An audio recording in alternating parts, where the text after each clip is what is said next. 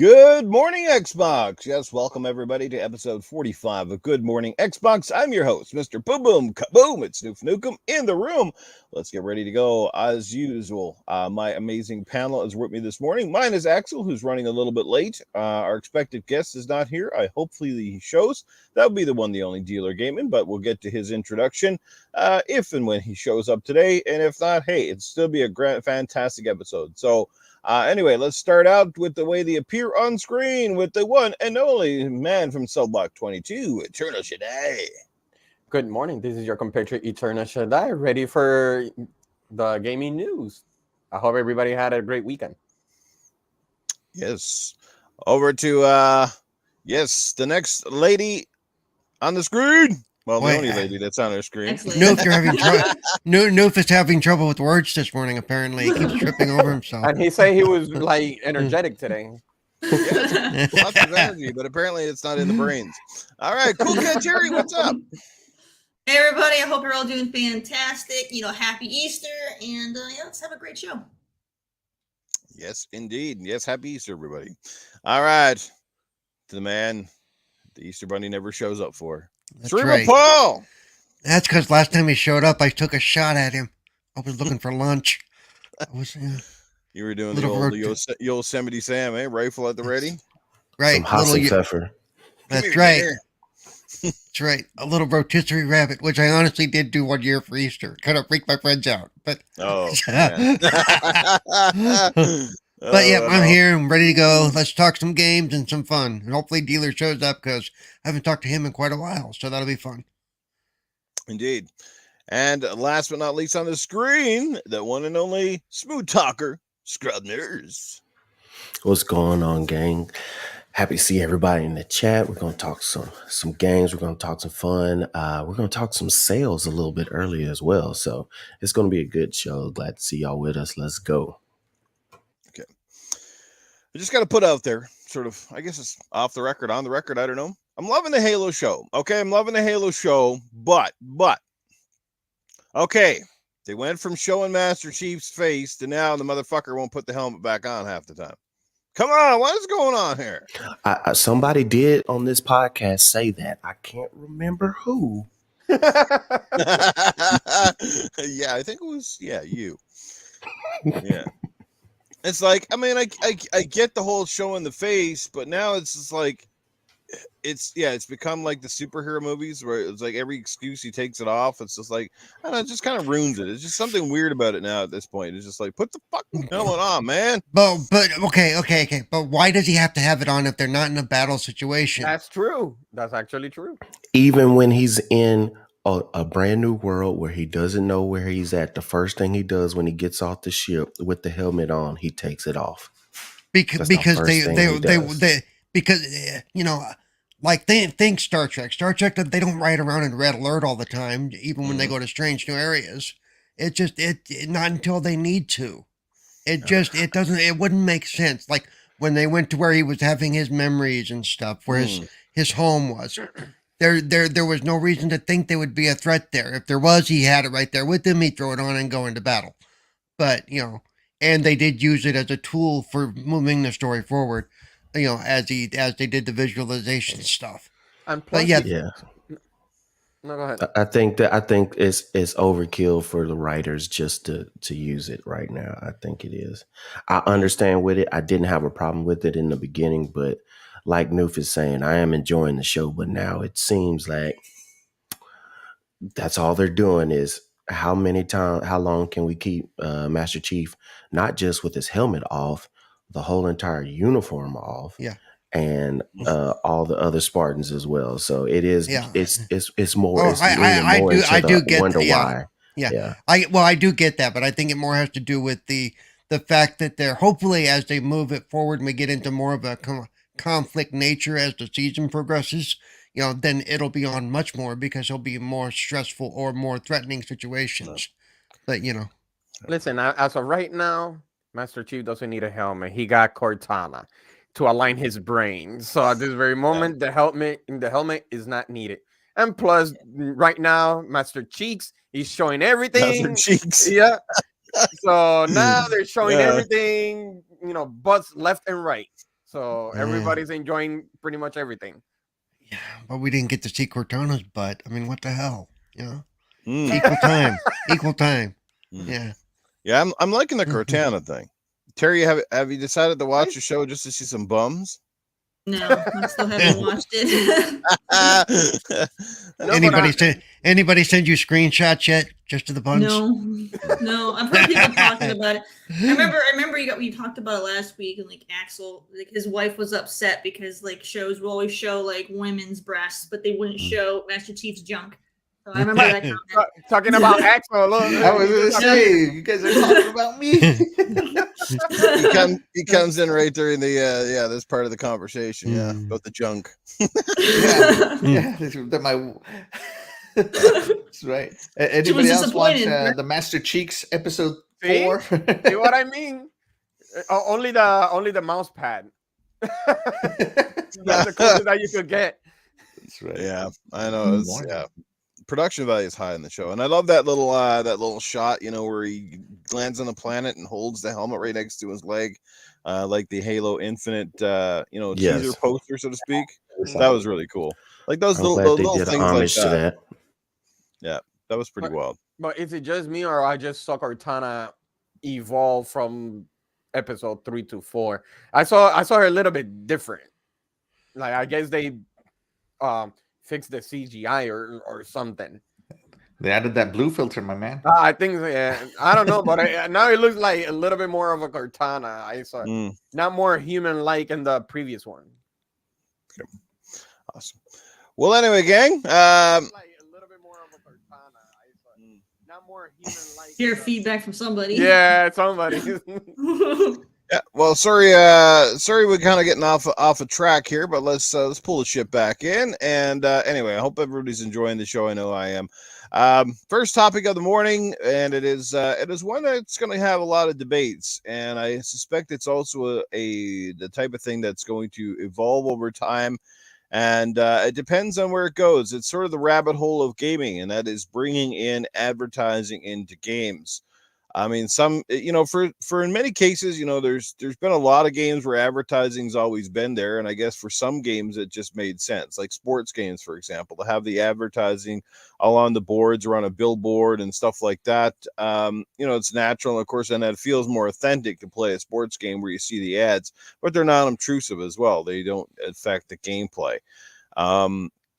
And a few years back, I know the NBA game started to pull that off. I think, and they were trying to do it sort of in-game, so like ads while you're playing and things like that.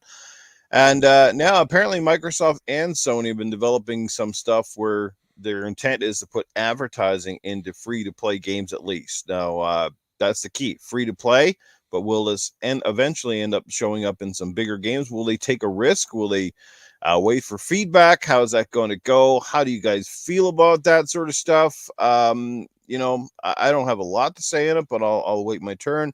But anyway, let's talk about advertising in gaming. Is there a space for it? Is there a need?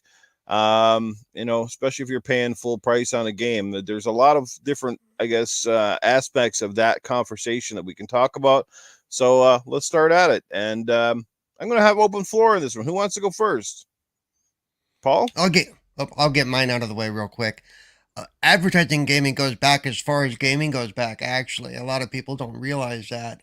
They're seeing this and they're going, oh my God, but like you said, it's been in especially racing games forever. As far as dynamic ads, which are ads that are targeted toward the area that you live in or the products that you might be interested in, that's been going on for about 20 years or so. There was I forget which game it was on the 360, that the billboard ads would actually be localized to you to a point. When I say localized, I don't mean down to the neighborhood or anything. I just mean to the area of the country you were in or whatever for certain products. And they would change throughout if you did the same race, you would see a different ad. So this is really, like you said, though, a racing game.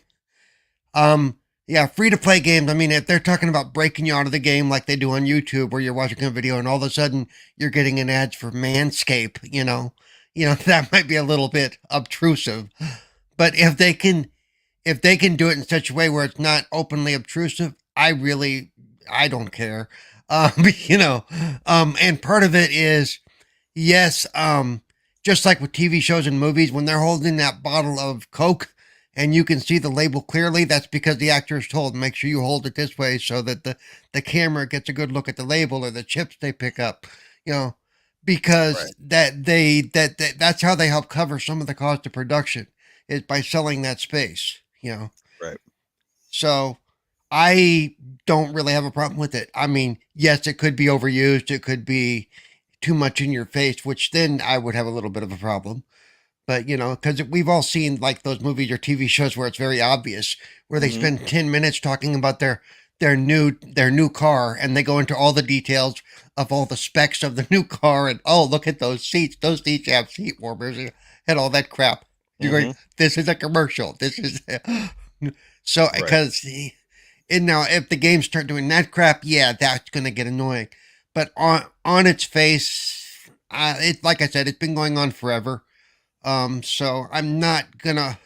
My first response isn't, "Oh my God, this is the end of days," you know. Right. So that's about all I got to say about that. There you go. Quick and to the point, but I'm totally on board with what you're going to say. We're going to get some more opinions here, but let's just catch up with the chat real quick, who I didn't catch up with at the start of the show. Toolman55, what's happening? Our good friend Doggy Dog 420 is in the house. He also drops the first super chat of the morning. I'll put it up on the floor, and here you go, Axel. You like to read these out, so take it away. Yeah, Doggy Dog says, good morning and happy Easter, my friends. There you go. And happy Easter to you, Doggy Dog, and everybody in the chat. And if you're not, if you're not religious or whatever the heck, just have a happy Sunday. That's all that matters. Back from the dead. What's going on, brother? Good to see you here as well. And Casket Repair hanging out with us. Good morning. Dreadpool is in the house. What's happening, brother? Gone Mad is here. Good to see you. We got HTK 360. What's happening, brother? HTK. We got BZH and Koo. What's going on, BZH? We got Fastback hanging out with us this morning. And who else we got going on here? We got Splendiferous. What's happening, brother Splend? And Ice Queen Gaming in the house. And Toto Dope. Good morning, everybody. So a great crew here, bright and early. Make sure you hit the like, share this out, and let's fill up the house, so to speak. All righty. Let's get back to our opinions on advertising and gaming. Is there a place for it? Can it be done efficiently? And I think Coolcat Terri, was that right? You wanted to jump in on this one? Yeah, I'll go next. I agree with Paul because like I play a lot of racing games, so it's nothing new for me to see ads in the games. Like I brought up in our little Twitter discussion that Midnight Club had a huge freaking sponsorship with T-Mobile. So like you had T-Mobile ads everywhere in the game. They had to use the T-Mobile Sidekick as the phone to do all your interactions for your menus and stuff. And it was done tastefully. It wasn't like this annoying feature in the game. Like, oh God, T-Mobile's everywhere. I hate T-Mobile. No, it was like, oh, this is cool, So, it was just depended if you like the phone or not. And I think GTA has done stuff too with phones, like Nokia or something. So, I mean, it's not new, the only thing I would have is I wouldn't want it to be like your, like mobile games or your MMOs where it's just a lot of ad pop-ups on every menu you go in. That would be annoying. If I'm playing an RPG and I open my menu to go in and change my gear, and then I have like a bunch of ads, to buy their in-game currency or some crap, that gets annoying, and a lot of games do that, and they're going to take that to the next level and be like, hey, not only can you buy this currency, we'll also give you a coupon for for Dunkin' Donuts. I'm like, no, that's going to be too much. I don't want it on my menus or things like that. Just if they can tastefully blend them into the game environment, then that's fine with me. Absolutely.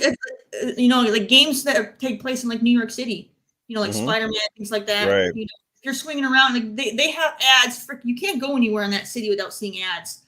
So it would make it would make sense. It would look cool to be in there, especially if you go to like central. Whatever the road is, I don't know.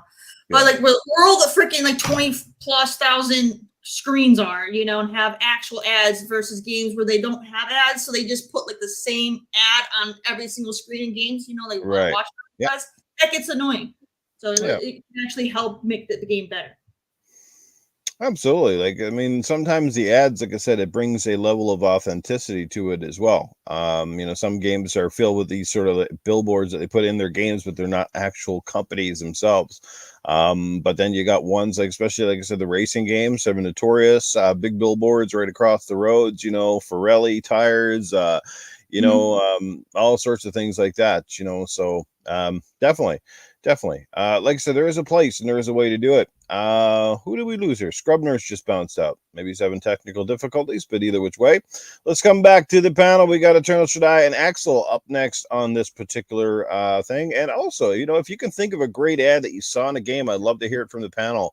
If there's anything, because I mean, obviously, that's part of the testament of a great ad is remembering it or remembering a part in a game. And that's something I'm going to have a hard time digging that one out of my brain, that's for sure. So, Axel, would you like to weigh in on this one?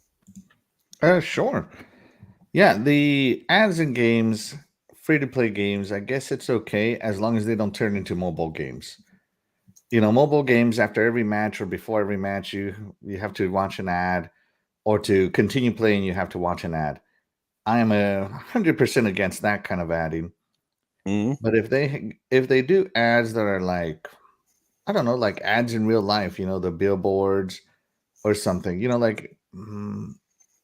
like Death Stranding had the Monster energy drink. It was just part of it, nothing else. Right. It wasn't super obtrusive or anything, but it made it very well known that it's Monster Energy. Mm-hmm. Yeah, I mean, could you imagine in Fallout, instead of Nuka-Cola, it's actually Coca-Cola? That would be fun. That would be fun, I just feel that if it's organic in the game, it'll be fine. But if it becomes obtrusive where they have to interrupt the game, like 2K did it. I know that 2K, like in the middle of your basketball game, it would launch an ad, unskippable ad, and that's not for me. Like, I would return that game instantly, demand a refund, and everything else, and what makes 2K even worse is that was a full price game. It wasn't a free to play game. Yeah. So if they can figure out ways to do that, that would be great. Like in Halo, it's like, oh, you got some I don't know, Remington rounds or something like that, Mm-hmm. Put some name brand recognition in there. That'd be okay. Right. And I think it would be cool to play with some real world name brands. Personally, everybody's so protective over their IPs and their name brand and all this other stuff that companies have had to make up their own fake brands for so long. Yeah. So it would be nice to play with real stuff. And I don't know, like, do you remember, Newf, how NFL 2K, ESPN NFL 2K Mm-hmm. used to have the halftime report? And it used to have highlights of your actual game. It'd be like, oh, and the halftime report is brought to you by, I don't know, Doritos or Pepsi or something. That would be so fun. Yeah. Right. It's authenticity, right? But yet you're still advertising, but it's, it's in, and there you go. Right off the bat, we talked about memorable moments. I think you just kind of brought up one of how they did, even putting the ESPN name itself on the whole packaging, to make it seem more authentic, essentially. Was kind of cool. And it's right. Yeah.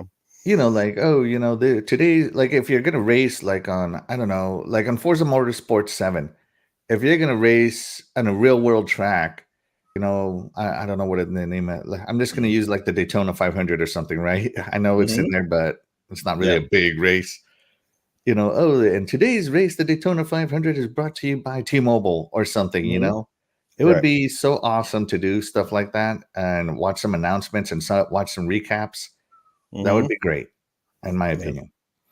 And if they're dynamic, they can be changed, over they could put different stuff into the feed, if they're pulling it from online, Yeah. Yeah, definitely. It would definitely show, like, what kind of weird ads do I get all the time? Hold on, let me open up like a browser just to see what kind of ads it loads. Yeah. I think a lot of people really aren't against the ads as long as they're not obtrusive. I mean, like YouTube, for example, is kind of like, you're watching for 2 minutes and all of a sudden ad, watching for 2 minutes ad, that starts to get kind of annoying after a while. Get them out of the, I'd rather have them like put 3 minutes ads and probably at the start and then let me just watch the damn thing as opposed to start, stop. Yeah. But anyway, I subscribe to Hulu, right? It's a subscription. It's a paid Yeah. subscription, and it still loads ads. I have to watch roughly 8 to 10 minutes of ads per 30-minute show that I watch. Wow. Right, I am unless you unsubscribing to pay Hulu. for the That's the unless you upcharge. Yeah. The extra. Oh. There's an upcharge. Okay. Yep. There is. Same thing with YouTube. I don't watch any YouTube advertisements because they have YouTube Red. So you pay a little extra, you get no advertisement. Hulu has 3 tiers, I believe. One with all the ads, one with a limited amount of ads, and one with no ads at all. And each one of them are Yep. tiered. So that's the Because one if I'm thing paying at I'm all, I'm not worried paying about. ads. 30 There's seconds. Yep. Yeah, there's about 2 things I'm worried about with the situation. I don't want, of course, like you said with 2K, where you just pop in the middle of your game and there's just an ad for like 30 seconds or a minute and you can't do anything. Another thing that I think that some, depending on how much they don't care about the fans, do like on TV, a lower third scrolling, such and such, brought to you by such and such, just scrolling right at the bottom of the screen. But in that case, I wouldn't be surprised if somebody's greedy, EA or somebody like that. They might say, "Oh, here's our game with ads. If you want it without ads, it's another $10 or $15." Right. So, but as long as they make it like everybody's been saying, if they do this, or like somebody uses a phone, and like they're showing in movies, TV all the time, that's fine. I don't even look at it that as an ad. I just say, I look at it more as, hey, we made some money for such and such. Unless they pop out, oh man, that was a great race. I'm glad I had my Surge with me. Yeah. That's for all you 90s kids. I loved it. Yeah, but as long as they kind of stray away from just like the just outright in your face ridiculousness, I think that people get used to it, because we've been programmed that forever and a day. So cross our fingers it isn't what my fears are. It needs to make sense with the game though too, because if you're playing let's say a fantasy game or like Assassin's Creed in like ancient Rome, you're not going to see a Corsair or a Toshiba or Sony ad in ancient Rome. You know what I mean? So like it needs to make sense. Absolutely. Right? Yeah. How would you put ads in those old fantasy games? Lower third, scrolling at the bottom. We got a super chat coming in here real quick, and this comes in from our good friend from the We Bleed Green podcast, Mr. Dirt Griggity himself. Dirt. What's happening, Dirt? Good to see you. There you go. Axel, take it away. $10. What's up? Good morning, Xbox. Hope everything is good. Oh man, I love Dirt so much. He's so We cool. are good. funny. Yes. Love your videos, Dirt. Dirt Griggity, whipping the ponies into place on the daily. Good for you, Dirt. Yeah, that last video was awesome. Yeah, it was. Y'all Hey, need man, to check out his YouTube channel. See those videos he puts out. They're hilarious. I love the little like I said, stuff he uses in his videos. Yeah. So cool. Oh yeah, he does a great job, and like you said, Xbox players have had to take, poop in the face for a very long For time, 8 all the time. So, like he says, you just give them back. It's just sharing the love. Anyway, the next segment of the show, Eternal Shaddai segment, has been brought to you by KY Jelly. Easy in, messy out. Go ahead, Kay. Oh man, that was bad. Oh my goodness. Yeah, that was Pizzas bad. everywhere. Shaddai, how do you feel about advertising in games? Well, actually, remember there is 2 kinds of ads. We have the in-app, and then we have the in-game app. When it comes to in-app ads, remember it's a free game app. When a level is beaten and an ad appears, and also we got to remember that sometimes, depending to whoever have patience, they reward you by just watching the ads, especially for people that doesn't want to spend that money. But usually people like to wait for ads, let's say when they beat a level and they're out of continues, you got to watch an ad. So they force you to do that if you want to get like 5 hearts, depending on the game that you play. So they reward you for watching an ad for that. And the other one is the one that we're talking about, that is in-game. There are ads that in plays, there are plays in a game like Madden, Quantum Break with Nissan. We also remember we had that Sneaky King from Burger King. That's a great one you brought up, Sneaky. Shaddai. Because how Sneaky about that? They King. actually made a series of games that essentially Right. was nothing more than an advertisement. But you know what? They were But it actually was a good competent game. enough. They were actually Pepsi quite had their fun. own standalone game too. Right. So that's The another Pepsi, way. like a Pepsi Man or whatever. Yeah, the Pepsi. Oh yeah, Man. the 7 Yeah. Up ones. Remember Spot Yeah. back on the Genesis? Yeah, cool And- spot. Yeah. Cool Spot. 7 Up. Yeah, the 7 Up logo. Got it. Didn't Domino's have a game too with the Noid? Yeah, Yes. they did. Yeah, they had a full name with the game with the Noid. Doritos Crash Course. Yeah, that's the one that I was gonna say. I Crash think it was Course? called Doritos Destruction or something like that. That's the Mhm. one that I was gonna mention. And also, UFC had it with Rick and Morty, Xperia, and all that. So Yeah. anything that is sports related, we will always have that as long as not ruining our experiences. So, but the thing is that the difference between an in-app ad and an in-game is we cannot skip it like we do in the mobile phone. We can't skip it. So that's the problem with it. For me, I will draw the line when an ad is either, they place it in the main menu and continues to the battle pass, like when you're trying to scroll to the battle pass, and then it ends up actually in the game. So now they're trying to pressure that, overflowing the game with just pretty much ads, like Axel be saying with 2K, and preventing us to play. But also remember, it also depending on how they managed to do the ads, they also could give us an experience. Like, if I'm not mistaken, they did that with Pizza Hut, that we could order through the console. I remember that. I don't know if you guys remember that, but also the ad could actually lead to probably experiences from that. Let's say we're playing, but we're hungry. We want to order it straight from the console. So for me, that's what I think about about ads. It all depends how you manage to utilize that. That would get worse for parents. Parents already have issues with their kids in Fortnite. Could you imagine them ordering like 20 pizzas from Pizza Hut because the ad popped up in the damn game and they were button mashing? But no. For that to actually happen, in my opinion. No, you know what? But not for nothing. For that to actually happen is like any other mobile game. If you save your card in the system, that will actually happen. So if you, let's say you save it there, but then you remove it, you wouldn't have that, that problem.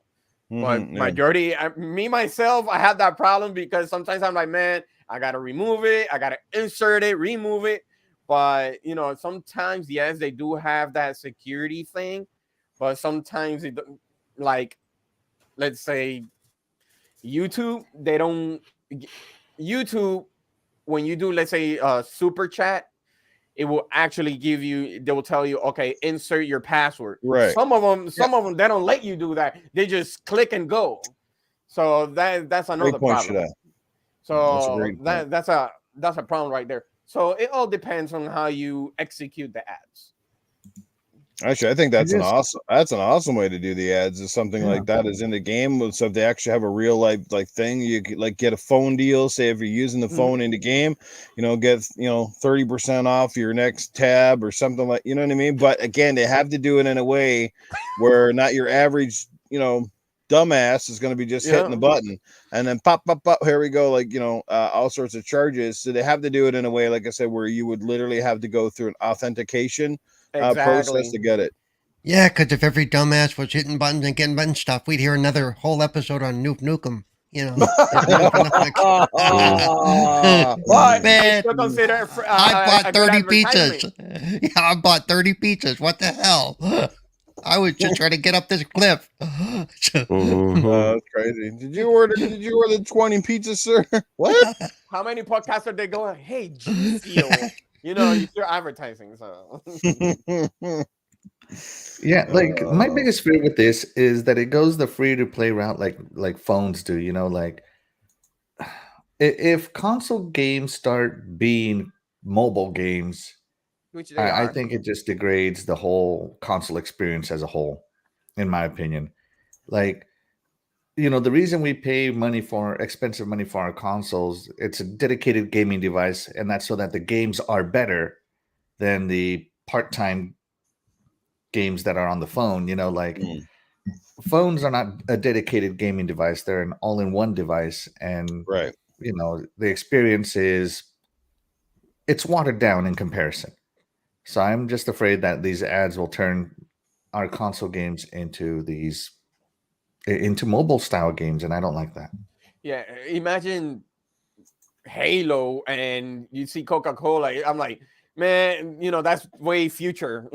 You don't see that in Halo.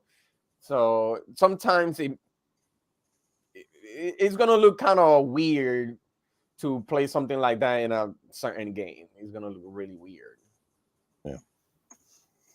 Okay. I mean, same. I gotta, not to sound like the echo chamber here, but it sounds like for the most part we're all kind of on the same page that we don't necessarily hate them or don't care for them. Again, it's as long as they're done smartly and in a way that doesn't affect our enjoyment of a game. But I think Axel and Scrub definitely alluded to a great thing about I guess quietly or secretly sort of baiting you into the premiums by basically slapping you with the ads, like giving you the tiered system, which I think would work. I mean, I could even see that for gaming. So like some of these free to play games, perhaps they could have a model where if you're willing to accept some intrusions with ads, perhaps the DLC or whatever is in the game or some of the content in the game could be sponsored. So if you want a character, for say, in a game, well, the game that's sponsored by such and such, well, perhaps they could put the ad link to the character. You'd have to watch that 30-second ad to get that that character, or you would save money in the long haul because that's your trade-off, right? And people know that, and you have to accept that. And I think a lot of people, for the most part, that certainly play in the mobile system or the free to play, they're probably more than willing to accept that because that's sort of become the normal trend, and they know that's got to be the trade-off. I mean, if you're going to get something free to play and then you're going to turn around and bicker because you got to pay for stuff in the game, I mean, you got to make money somehow. The servers aren't cheap. Development's not cheap, regardless if it's free to play or not. So, you got to respect their time as long as everything is done again in a fashion where the prices aren't astronomical. But like I said, this is how these guys go. They get crafty, and I come back to the Netflix experience, right? Netflix baited everybody in. That was one of the big things why people got on the Netflix, because you could watch all these great movies and it was cheap, right? It was cheap. I mean, for years I paid the same cost. I think it was like $7-8 Canadian, right? Now all of a sudden they're adding all of this stuff, and I can see it because I've been there long enough. I can see the differences and I can see the evolution of their service. But also I've also seen the evolution of their price hikes constantly, and it's kind of, well, we're adding more content, so where do you draw the line as well? I mean, yes, they're not putting ads into Netflix, at least not that I've seen so far, but it's just a matter of time before they decide they're going to change and go a different route, or perhaps they copy the Hulu model. And this is what I'm saying. You got to watch because they get sneaky. So like first, maybe the first tier had some ads, but eventually it gets a lot of ads to the point where people are like, frig it, I'm just going to upgrade and spend up the wazoo for the premium so I can avoid the ads. You know what I mean? It's like, it's almost like they had given you a choice, but essentially that choice is just so, you're almost forced to go with the expensive model because they're going to just keep getting worse on the low end. You know what I mean? Real quick, let me just mention yeah. real quick something that none of us remembered. Amazon Kindle has every one of their models has both. They have the ad version and they have the non-ad version, and Right. there's like a $20 difference, I think, between the two. Great And point. Mhm. and in their point, they, at least the ads don't usually show up in the middle of you reading a book. They usually, when you go to the standby screen or Right. whatever, Mhm. they're there, but they're not obtrusive. So I always just pay for the ad version because they don't get in the way. Right. Mm-hmm. I So, will Exactly. and say, I will Yeah. say one thing. I mean, not because we're on YouTube, but since we're on YouTube, YouTube Red is one of the one things that will give you something back in return. It takes away the commercials, which are very many, especially if you're watching long form videos, but it also gives you YouTube music where you can listen to music Yeah. without ads as well. So you get a music listening service with no ads, unlike, having, Oh, yeah. Pandora and some other Spotify's things. just as bad. Every 2 or 3 songs, you get like 5 minutes of ads on Spotify unless you pay for the premium. I pay for the premium. Well, I'm, there you I'm, go, right? I do He too. I'm got a caught. premium guy. I'm a Yeah. premium guy. I'm sorry.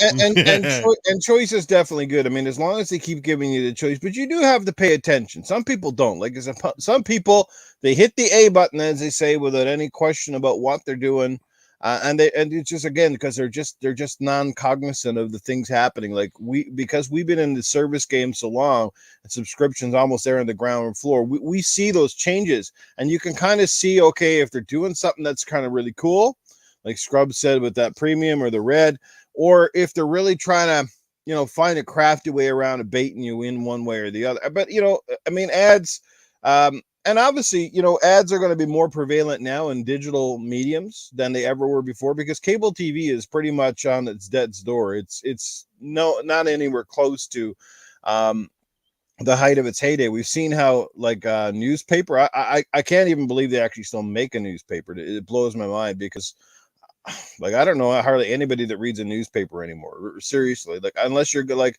on a train or on a plane or something, and you're, but I mean, going down to the store now and picking up your daily newspaper, and you see, like, now, like, and the newspaper that I have, my local newspaper, for example, like, that's all that paper is now. It's just one big ad. Like, it's like 3 pages of content and 4 or 5 pages of nothing but nonstop ads. It's like, so it's almost makes it even worse. I mean, that's how they stay afloat. But I mean, if people aren't watching it, I mean, the places you want to get your ads are in the big sports games. You know, but it totally makes sense in sports and racing, because if you look at sports and racing, what do you see all the time in sports and racing? Is ads, right? Like Exactly. billboards ads, side ads. So to me, like, while it's there and you notice it, it's not obtrusive, because, again, it doesn't require you to pause the game. I mean, could you imagine, though, if, like, say, if our latest sports games got like that? Or maybe that could be a choice. Maybe they're going to do sports games the way they do on TV eventually, where they'll say, okay, so you're going to get the next NBA game or the next Madden game absolutely free, but you're going to have to play the game much like you would watch a game. Whereas, like, in between the downs, there's going to be commercial break. Like in real life, yes. Would you do it like that? They better Would not. anyone here do it like Yeah. They that? better not.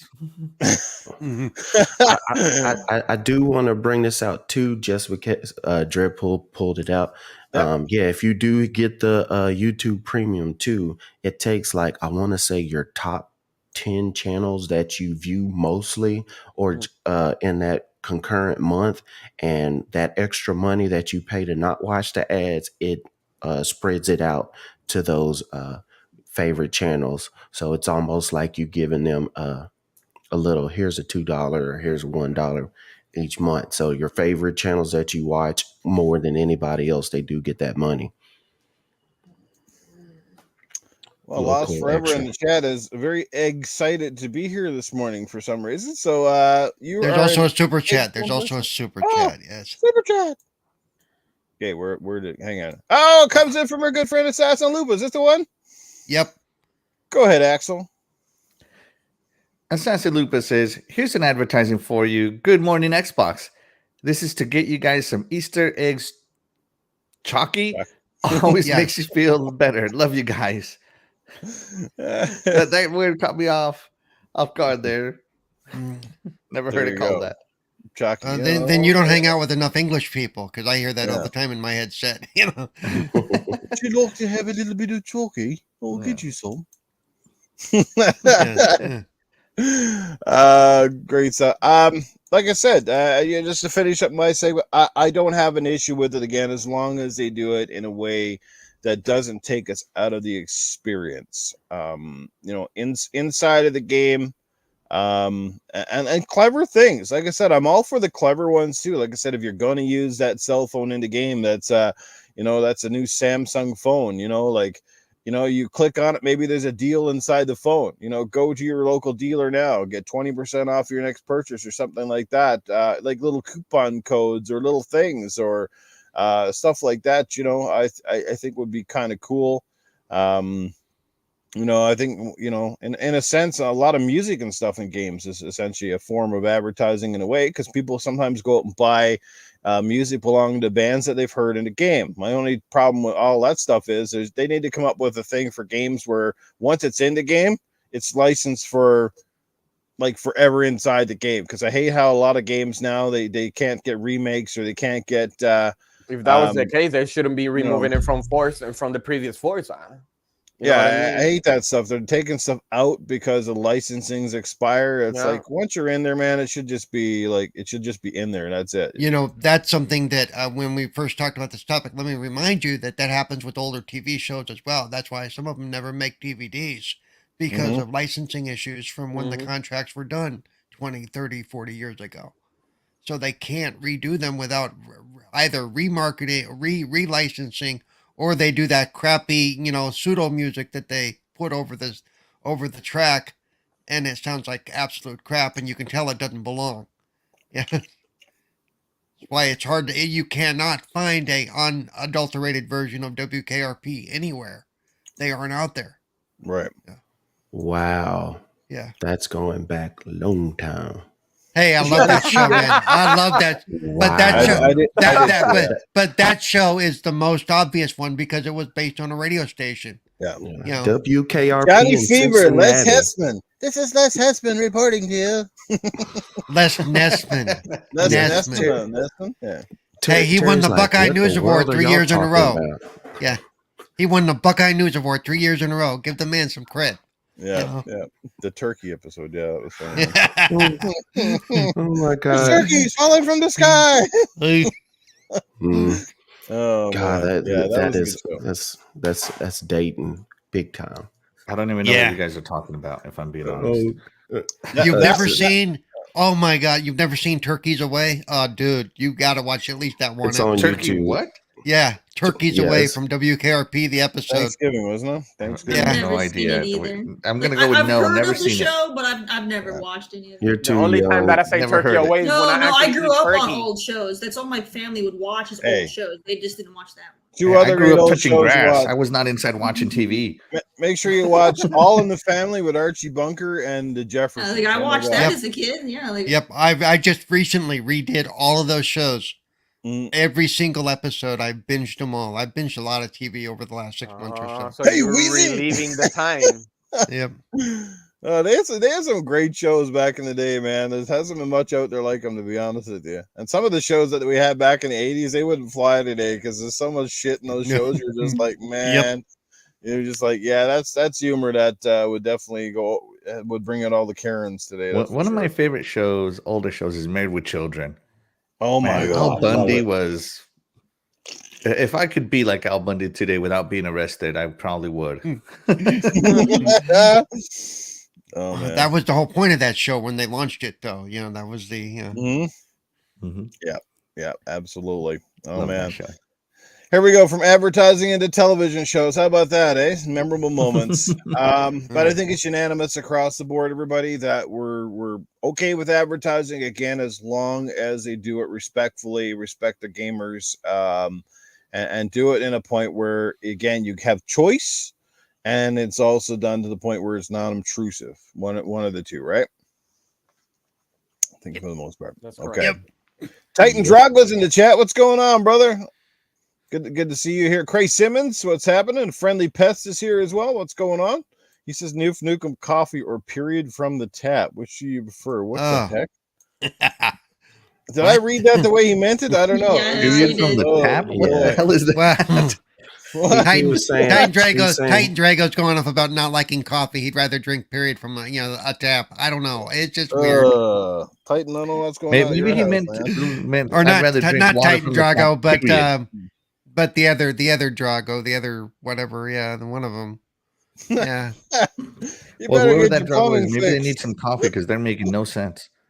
Yeah. Yes. Oh shit! What happened? The water in your pipes only come out once a month. Mm. That'd be a little rusty. Oh man! All right. What's up, guys? Late night last night. Yes, some people do stay up late. I'm getting old, man. Anything past 12 and the clock now, and I'm just dropping like a old donkey. All righty, let's bring up Coolcat Terri in the indie spotlight for the day. As we're actually gonna bring it up today before like the hour mark of the show. Wow. Impressive. Back on track. Go ahead, All Terry. right. Whenever you're ready. All right, you guys. So I got us a nice another tongue tied. I got us another nice game that came out here last year that I'm going to show you all. So this one, for people who are fans of like Tim Burton or like your stop animation kind of style art, you know, like Coraline, Right Before Christmas, things like that. You'll really enjoy the way this game looks. All right, so I'm gonna go ahead and I'm gonna show you guys the trailer and then we'll dive in.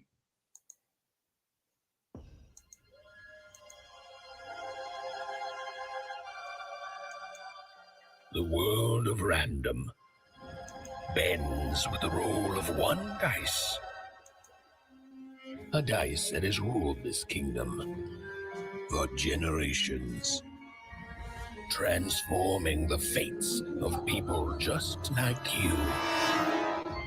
But what if I told you there is another dice with the power to change everything?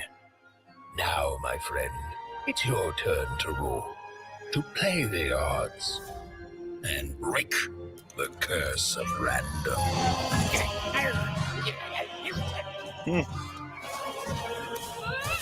Well. You can't have the sweet without the sour.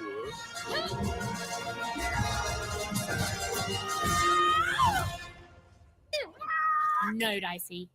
They should be scared of us, right?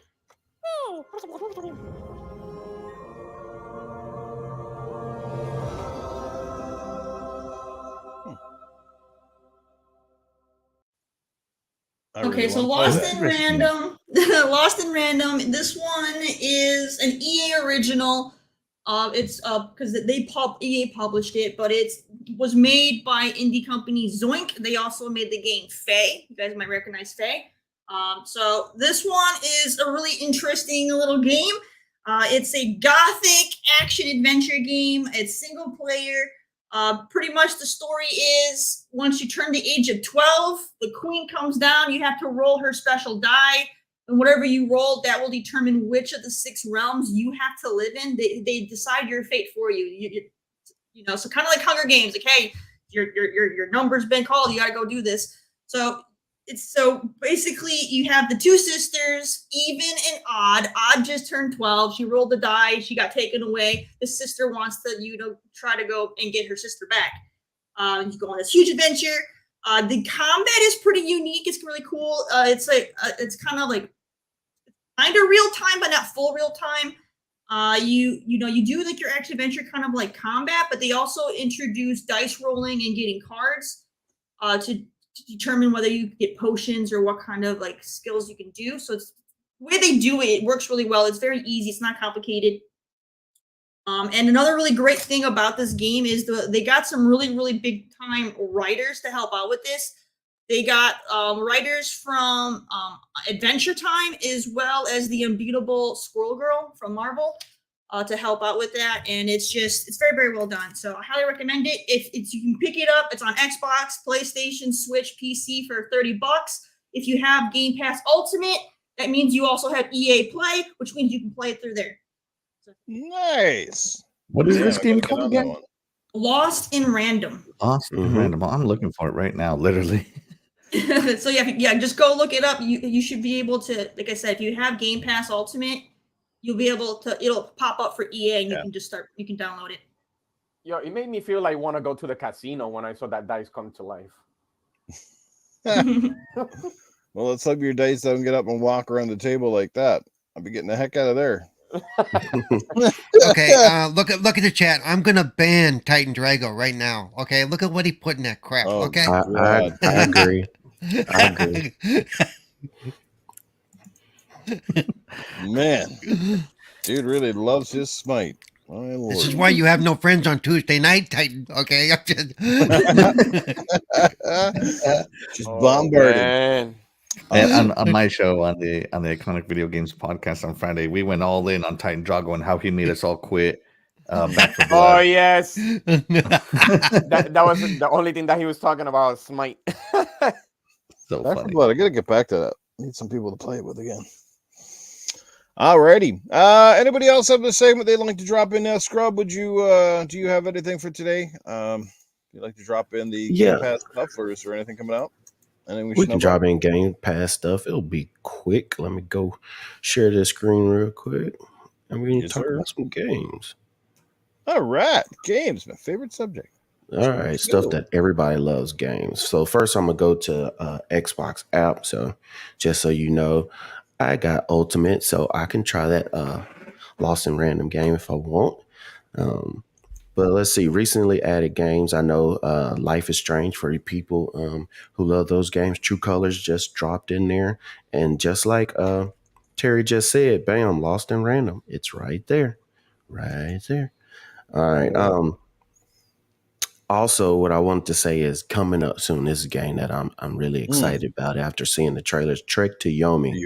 If anybody has not seen this trailer, it looks pretty cool. Black and white samurai game.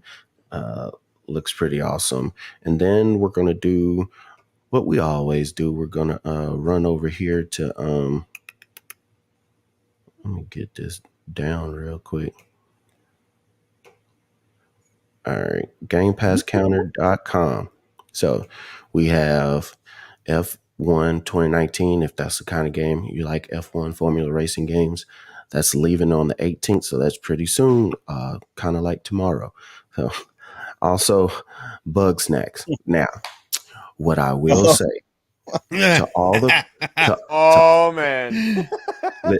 You can't see my face right now, but just listen to my voice and listen to the inflections of my voice. We're going to do some ASMR. To the people who talk crap about Bug Snacks on PlayStation, you better not be playing this freaking game now that it's coming to Xbox. Keep that same energy. If you didn't like it on PlayStation and talk fun about it, don't play the game now. But if you just wanted to try it out and see what it's about, it's coming on April. But yeah, that's a hard pass for me. But I just want to let people know that it is there because Game Pass brings everybody lots of games. But I better not see you on Bug Snacks. I'm Game just saying. Pass brings all the kids to the yard. Kids to the yard. Yeah.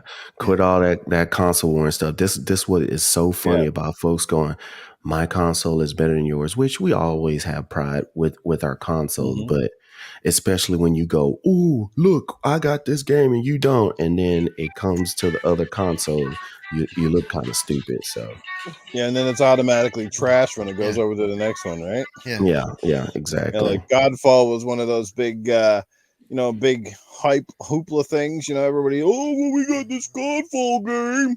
And then, of course, it comes out. It doesn't score the Metacritic 9, so everybody totally forgot about it instantaneously. And now it comes to Xbox. It's like, yeah, Godfall's crap anyway. You guys can have that Game Pass fodder. Right? Yeah. Jeez Louise, man. Come on. Well, there you go. Next. Check that out, guys. If you're not familiar with the website by now, it's www.gamepasscounter.com. Gives you an in-depth look at everything that is on the service, what's coming to the service, what's covered over Xbox, PC, and mobile. It's a great little program that they have there for people that want to see things on the fly. As Scrub said, very little leaving this month, F19, but on a good note, F1 2021 is on there now, so I don't think people are going to cry too much that the older version is heading out. All that good stuff. So, man, it's unbelievable how many games are on Game Pass now. I think it's well over 500 in total, I think. Yeah, it's like 496 if you count everything from PC, cloud, and console. And if you have Game Pass Ultimate, guess what? You can partake in all of that. All right. Well, segueing into a very similar topic as Game Pass, and that is about great deals. And right now, as it happens every single year, you see this by all the big three publishers or console manufacturers, whether it's Xbox, PlayStation, Nintendo's, they normally have their big spring sale when they're trying to offload some amazing games at discounted prices, even stuff that's just recently come out. You can score, 10, 20, 30% off some of these games, some even more. So has anybody had a chance to kind of look at what games were on the actual sale itself? Has anybody already scored some?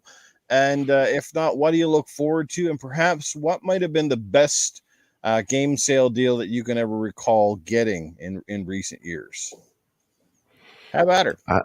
I definitely looked at it. There are some games on there. There's a lot of them that I did not purchase, or because it's in Game Pass. There's a lot of games on this spring sale that is in Game Pass. If you look, and if you go to the spring sale page on your Xbox, there are certain ones that will tell you, "Oh, this is in Game Pass," so it kind of saves you. One that's on the top of my list. If you do not have Game Pass Ultimate, say you just have Game Pass, or you don't have Game Pass at all, Hive Busters is available. The DLC for Gears. They put this out. It's a great extension. And also, if you think the fidelity in Gears of War 5 or Gears 5 is fantastic, when you see it in Hive Busters, it raises that up just a little bit more. There's another one I saw on there that's great if you're fighting games, like you said, Mortal Kombat and Injustice 2 together. By the way, I have 20 the Xbox CA site up here right now, so the prices you're looking at are the Canadian prices that I would pay up here in the Great White North. Somebody else who has like Cyberpunk, or you never got a chance to, you can get The Witcher Wild Hunt for $8.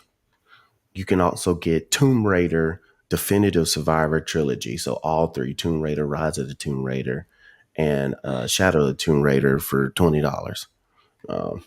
Red Dead Redemption 2, you can get all the Metro bundle for $15. And there's also an Assassin's Creed bundle where you can get Origins, Odyssey, and Valhalla for like what, $45.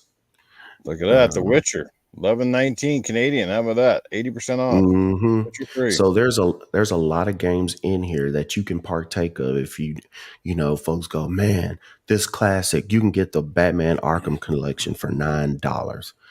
There's so many games on here that you can check out if you want to get it for cheap prices. Some people might say, well, that's not cheap to me, but it's better than paying each game $60, $70 at a time. So this is a good time to always jump in. If you say, oh man, I didn't have the money for this, I didn't have the money for that. Yes, they might be a little bit older, but these are times you can get back onto these games, especially if you're saying you don't have anything to play at this moment in time. This is a great time to jump into some games. So Alan Wake Remastered, $29.99. Yeah. My recommendations from the game from this sale is going to be XCOM 2 collection. If you're into strategy games, deep strategy games, turn-based strategy, XCOM is basically the king of turn-based combat strategy. So pick that one up because it's the collection, including the DLC, for only $5. So that's going to be one. Guardians of the Galaxy is in there. Be sure to pick that one up. Obviously, it's already in Game Pass, but just in case. Let me see. What else do we have here? That's amazing. Tales of Arise, Shaddai. Oh, I finally bought it. Man. It's No, only I finally bought it right now. No, I already got it. Yeah. Hey, Sekiro Shadows Die Twice, the game of the year for the year it came out. Was it last New year? favorite game. No, it was a few years ago. Sorry, 3 years ago. One game of the year 3 years ago. It's only $30 right now, so that's a really good one. Cyberpunk, of course, Red Dead, we already talked about. Oh, Borderlands 3, $15. Yeah, that would Also, be guys, Terry's favorite game too. But let me ask, Infinite's on there. yeah, Terry, Let me ask you this though: how do you incentivize, for example, if the majority of us, if actually, I think everybody on this panel right now probably subscribes to Game Pass, correct? So how do you incentivize this sale for those of us who have Game Pass? Because right now this looks phenomenal for a lot of people that haven't jumped on the Game Pass wagon. But again, how do you incentivize this for people that have it? Because if you're going to say, well, that game's already on Game Pass, but it's on sale here now. So who's going to buy the game? And do you think that's sort of counterproductive? Because that's a good question now. No. Because, Actually, I bought a couple of games because once it decides to leave Game Pass, you're still gonna end up buying it anyway. So it's better off buying it, especially when you get those major discounts from not only from here, but probably mixed with Game Pass. So it's even better deal. And then you also have to think, Newf, a lot of these games just now came to Game Pass because Xbox bought Bethesda or ZeniMax, let me say it. Right. So a lot of these games wouldn't have been on there. But that's why I would bring up stuff like the Tomb Raiders and different games like this, because it's something that's not on Game Pass. But you hear all these people say, oh, well, this new game is made by Crystal Dynamics, and I love what they did with Tomb Raider. You might say, oh, well, I never played Tomb Raider because of this reason or that reason. Now you can get the whole trilogy for a good price. A lot of these games also, you might have the base function of the game, but now you might be able to get the Platinum Edition, Gold Edition with all the DLC or such and such and such and such for like, extra $10 or $7. So there is some, like I said, look at Hivebusters. Hivebusters comes with Xbox Ultimate. You have to have Ultimate to get Hivebusters for free. But for somebody who doesn't have Game Pass, but they bought Gears, or somebody who has just regular Game Pass, but not Ultimate, you can get Hivebusters for $7. So there are ways to get you in here. Also, like I said, it's so many games and the different prices, something like Injustice or these different games, Mortal Kombat, we know they're not in Game Pass, but somebody might not buy it because they don't have the money. So this being offered to them is a way to get it. Some people buy everything and have the ability to. So I think you're going to find something in here, even with Game Pass, that you want to play. Yeah, well, I saw Bulletstorm in there, and Bulletstorm, which I own. I own Bulletstorm. I bought it when the edition they listed comes out. They're selling it for $5. I bought it full price because I love the game that much, and it's never been on Game Pass. But even for games that are on Game Pass, we know from trends that even though a game is on Game Pass, a lot of people will buy the game at a discount, even if they still have Game Pass, because that's one of the things that they're always talking about. That's one of the things they're always talking about. That even though the game just went on Game Pass, thousands upon thousands of people who have Game Pass bought the game. So it's like me. I have the whole Yakuza collection, and the only one that I was missing was Yakuza Kiwami 2. And when I saw that it was $8, I just went and put it in my cart. And also, I'm a huge fan of Lord of the Rings. And when I saw also Shadow of Mordor Definitive Edition, Scrub says, when it comes with all the DLCs that used to be like almost 90, now it's like almost $5. I'll put it in my car and start buying that, and we're talking about $15 together. So it saved me a whole lot. Real quick. Or my favorite real quick, guys. series on TrueAchievements.com. On TrueAchievements.com, they have this. They actually do a list where games are the cheapest they've ever been. So this is not a list of the full sale. This is the best prices on these games that there has ever been. And you got games like Ace Combat 7. That was in Game Pass, but it's out now. So if you want to pick it up, it's only $14.99. But if you love this one, because it also has a region filter, and you can click on Canada here. It'll show you the Canadian prices as well. Or, the Assassin Lupa. The UK filter. It's going to show you the prices on those as well and sort them by which games are the cheapest in your region. And I also like it because, like the Arkham Knight Premium Edition, it tells you exactly everything that's on there. I mean, look at this. for 11 pounds. Sorry, Mhm. let me switch this over back to Freedom Units. It's going to be for $8.99. This is really a really nice website, really nice breakdown that tells you exactly everything that's on every game, Mhm. and how it's the cheapest it's ever been.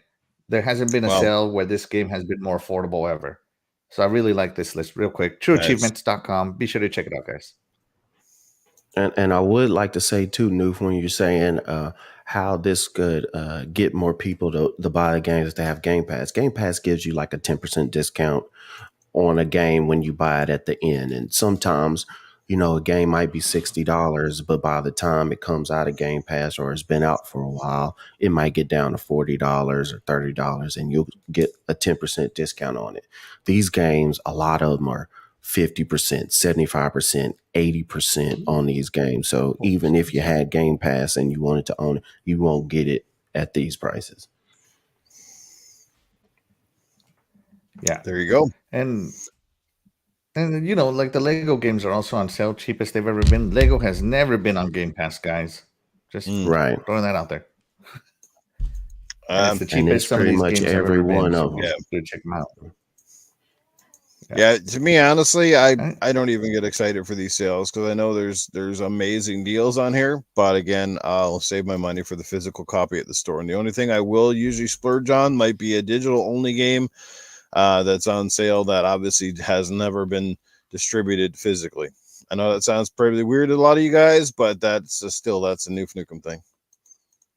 Okay, Grandpa. Yeah.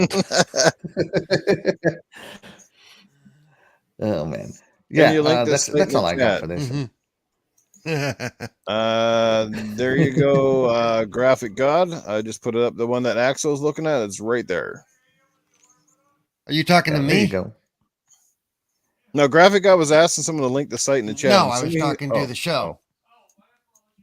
That's okay. What do you got up on screen here, Paul? It's got something on the screen here. Let's get rid of that one here. Yeah. All righty. Let's see what Paul's got going on here. Oh no, I was pulling out my Bulletstorm disc because I was planning on playing it Monday on my show anyway, so I made sure I had it handy.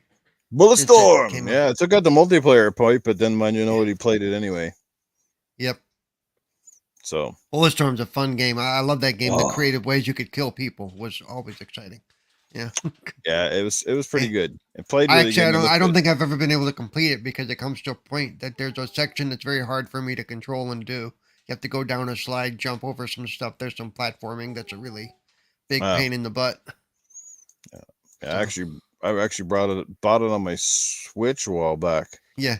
Hey, just so you know, Fastback, Newf is more of a get off my lawn guy than I am. Okay, and I'm crotchety, and he's really bad. I told you I will not go quietly into the night. Kicking and screaming across that lawn I will go. Yes. Hey, I don't use cell phone. You know I still use 2 cans on string, right? Yeah, that's right. Hey, wake up, neighbor. That explains this entire microphone situation you got going on. No, I'm just kidding. Oh, yeah. All the Newf's phone numbers start with a word. Like Lancaster 62000 or, whatever. Yeah. Hello, operator. Connect me to Cerebral Paul. Anybody else have thoughts on the spring sale? We haven't heard from everybody here. Go ahead, Terry. I wanted to bring up that there are several games on the sale that were my indie spotlights as well. So there were games that I had mentioned that you didn't want to pay full price for at the time that weren't on Game Pass. Now's your chance. I'll just list off real quickly. Ari Secret of the Seasons on sale, Kaz and the Wild Mask, Lost Words, Shadow Awakening, which was my all-time favorite indie action RPG is on sale. That's normally $30. You can get it right now for, I think it said $12. Torchlight 2 and 3. The Trine Collection, which is normally $50, is now $10. And then the Vikings game is also on there right now. So take advantage of those sales, guys, for those great indies that I showed off. By the There way, you go, Newf, I she's will say, physical copy for this one. I had to go physical because it was the only way it was cheap when I bought it. nice. Yeah, that's the only problem with physical goes on sale. You never really know when it goes on sale. Obviously, they have their two big ones every year, the Black Friday and up here Boxing Day here in Canada is when you usually find the biggest deals for the games. But they kind of go on all the time without you even knowing.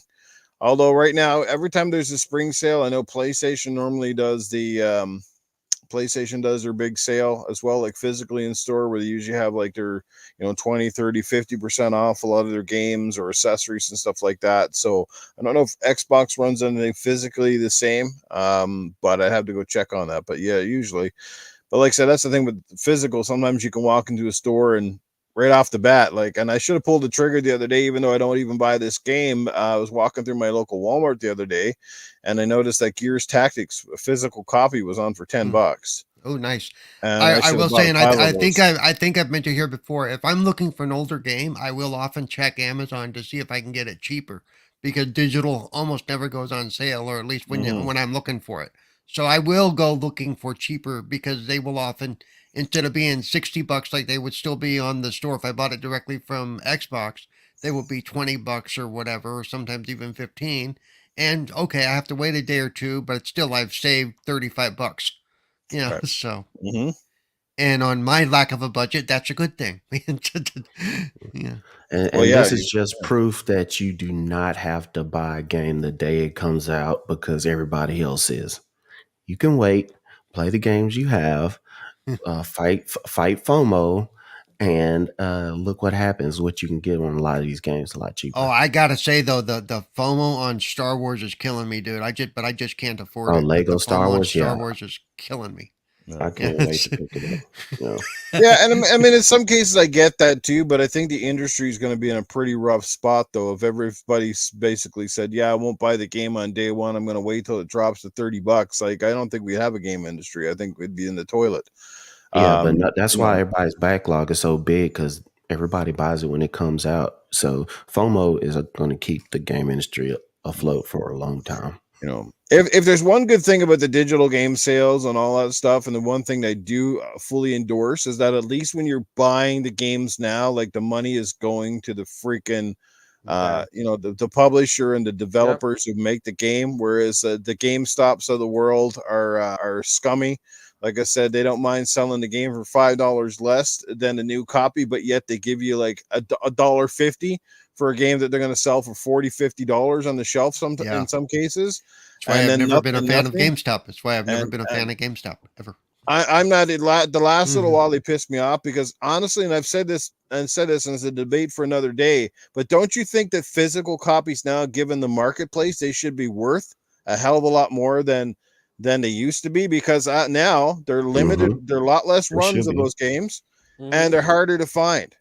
So, like, why are they giving you less for things that are obviously now harder to get? Makes no sense. It's like, no, they should be giving you more and enticing people to turn their games in, not basically driving you out. Like, I literally walked out with over a dozen games in my hand the other day because they insulted me with how low they were going to give me. I was like, I'm not trading this in. I'm not, you're smacking me in the face here without smacking me in the face. So I'm walking out this door, and I was like, never again. Because usually they'll say, well, you know what? There's always eBay, so you could find it anytime you want. Oh yeah, eBay. go to Amazon or eBay or put them on Kijiji or some crap like that. Or the guy goes, well, you could come back in 2 or 3 weeks when we have one of those promotions, that kind of bumps up your game trades. Like, F off, man. You and your stupid ass game policies at that store. I mean, it's not the guys obviously run the store, but oh my god, man.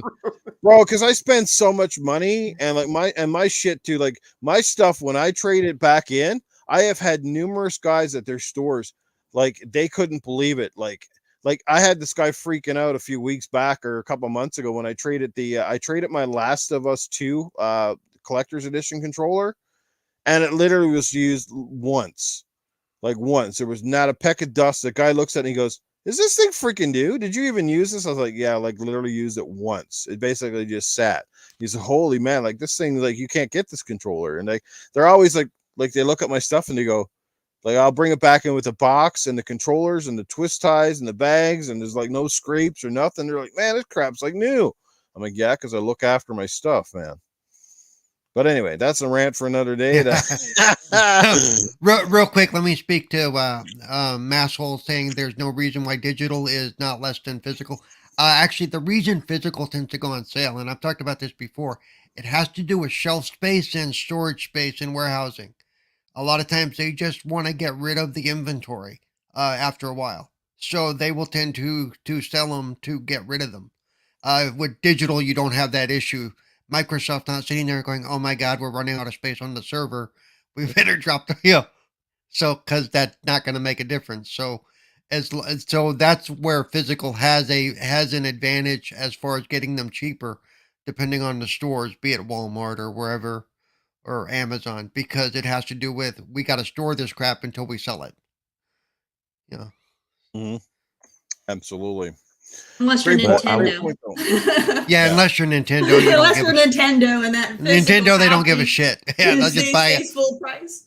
Yeah. Yeah, they'll just buy it at their warehouse. They don't give a crap. Nintendo's spring sale. Save 10% on an $80, $90 game. Like, yay, 10%. Oh, you're so kind. You saw that discount only $49.99. Yeah, on that game that's now 8 years old, you're giving me 10% off. Oh, yay. Oh, you guys, yay. Oh, my God. But I do see the point where some people say if it's a brand new game, one in one hand, one in the other, for all the boxing and advertisement and pictures and everything that you're going to put in the sleeve for a box for a game. I do see why can't the just digital where you didn't have to pay all of that and just send it over should be automatically $5 cheaper. Yeah, that's the funny thing. Cheaper? If anything, it's the other way around. If anything, it's the other way around. Digital costs you an additional $5. Like what? So Why? if that's what Masshole is talking about, I understand. I feel like there's more involved though, because when it comes to the digital copy, they do have to put all of the the ads on the in the store for it. They have to put the trailer on there. They have to do like a detailed description. They do put a lot into it for the marketplace on the store. That so I feel, and then they have to code all that in. So they have to pay multiple people to just put that one little page up. Well, one thing that could help a lot of games right now is actually having a quality control system at these places, because the game stores right now, the digital game stores, like if you go on the Switch, it's absolutely, and they're all bad, trust me, but the Switch is the worst. Like everything's on there. Someone said a while back, I think it was JKB, is like, whatever happened to a Nintendo seal of quality or like quality control? Because they're like literally putting crap all over the place, and you got to weed through now. Like what used to be like 100 games is now like thousands of these games, and like how do you find the great ones when they're just shuffled in with everything now? You know what I mean? There's a search bar. Just write it down. You'll find it very quick. Yeah, but if you're not even just scrolling, like trying to find your next gem, like how do you know, right? Because people are going to buy those cheap, that game's 99 cents. And sometimes you got to hold back and go, it's probably a freaking reason that game's 99 cents. A person that knows their game, they'll use the search bar, press the search, and you'll find it. You don't have to scroll for anything. I can't take what you're saying for legitimate eternal Shaddai. You buy your condoms on sale. Yeah, that's why it's called. That's why it's called spring sale. Yeah, and they're preloaded. They're preloaded. But preloaded. I get them on sale. I figure, hey, if we're coming to the end, I may as well go all gaming after dark out here. It's like what the hell? I know, right? Oh God, we got a super chat coming in. Let's get to this one. Splendiferous with $2. Axel. I'm gonna put my mic over here. Newf, I feel the same. I don't trade nothing no more. Literally, yes. Somebody taking a page out of our good friend Dragon TV's playbook there with the all caps. That's right. All caps, baby. Shout out to Lemon. Shout out to Graphic God is up in the chat. What's going on, Graphic God? Back from the dead. Princess Zelda's in the house this morning. What's happening, Princess Zelda? Good to see you. Who else we got going on? You're Wicked Hot's hanging out with us this morning. He stayed up a bit too late, just catching up. That's all good, Wicked Hot, man. We appreciate you being here. I know that you love the show, and it is greatly appreciated, brother. Good to see you here as well. Who else we got going on here this morning? Did I miss a bunch of people? Well, Masshole's been here for a little while. We got Splendiferous, as I mentioned. We had some new people I think I saw in the chat earlier. Dreadpool's been hanging out with us for a while. Anyway, I think we've caught up for the most part. But anyway, if I didn't mention you or give you a shout out, please let me know in the chat, because you guys are all amazing, and we appreciate every single one of you that shows up here. He's lying. If he didn't mention you or give you a shout out, it means he doesn't like you. No, that is the case on a rare occasion, but that's everybody that's in this chat are awesome. Jade the Destroyer, what's happening? At least Nintendo released games complete with no bugs. Look at the new Kirby game. Yeah, but you do have a point. You do have a point. Like I said, Nintendo does still, their own stuff is definitely definitely a lot more quality. That's for sure. They struggle with online servers. Any of their online games. That's crap. Their offline games are great, but once they go online, then Nintendo doesn't know what they're doing with that. Yeah, they just do all their online meetings with a dartboard, just throw darts at everything and hope it sticks. I think. Hey, that's good. Hey, I tried to play Clement Aubert, what's going Smash on? Brothers Ultimate once online and never again. It was so bad. It was so bad. It was crazy. There you have it. There you have it. Nintendo service still needs to jump into the next gen right now. Let me tell you. All right, yes, hit they that need to like jump button. into. They need to jump into the last gen. Let them play catch up. Jesus. I always say that when the original Xbox has a better online service than your current Nintendo model, then you aren't trying very hard. So, oh boy. Anyway, they got to get rid of that. Nintendo bought all the old America Online servers, and they're just like, this will work. This is it. This will work, guys. You've got mail. Took the source code off AOL. We should have opened this immediately. Yeah, they still have that buzzing noise from a dial-up. Yeah, I was gonna say you get the dial-up loading every time you start that. Oh my god. Switch that cord to go faster. Oh damn. Yeah, my daughter paid $20 for Lego Harry Potter for the Switch. She paid $8 on the Xbox. Yeah, some of them prices over there, their sales are absolutely wacky. They're totally inflated. I guess $1 on Nintendo, that's your sale right there. Whole $1. Whole $1. Whole $1. Well, that's because they know people over there just pay it. They just don't even think about it. Okay. Okay. Nintendo, so who cares? Yeah. This game comes with a giant. No, never mind. I was going to say something else. Did I hear a ploop? I did hear a ploop. Hey, look over the God. What's going on, dealer? I hate you. Did you just get out of bed? Yes, of course. What the fuck's wrong with you guys? Yeah, dealer, I thought maybe you saw I was on the show and you were like, I don't want to talk to him. I haven't talked to him for months. I want to continue that trend. That too, yeah. Fucking stay in bed, No, I misread it, man. My bad. I thought it said something else, and I'm a fuckface. Anyway, how are you guys doing? What's your favorite game earlier today? We were talking about game Wiener Hands. Buck Snacks, yeah, baby. Yeah, I'm sure one of you guys played that last night. So, how's the show going? I'm seriously. I feel we're like about to do we're about to do our sign off, dealer. So where can they find you? Yeah. Yeah. Just find me back in bed. I'll crawl back in bed. Yes, for those of you living under a rock, welcome to Dealer Gaming, the host of RDX, the Real Deal Xbox podcast on Tuesday nights. Don't introduce me. I don't deserve that. I seriously, I misread the time zones, though, man. Seriously, can we make the show go for another hour? Come on now. Oh, we can. Yeah. Shit, I'm kidding. If you guys want to keep going, obviously I'm down. But yeah, I just feel like a douche here. It's all good, brother. It's all good. It happens. It's all good. It's all good. How about you, dealer? Well, since we're talking about the Xbox Spring Sale, did you manage to scoop up any great deals? I bought Dealer Gaming, after all. I bought like 7 copies of 2K22 and gifted them out to people. Yeah, and there you go. Ads. Yeah, the ads. And also Oddworld Soulstorm. I bought that. Started playing that. Crap. Yeah, probably like another 2, but I don't remember what they are. It's because you're not awake yet. Go find your coffee, dealer. I did pretty good for not being awake. All right. I remember Soulstorm is it's all right. I don't know. Yeah.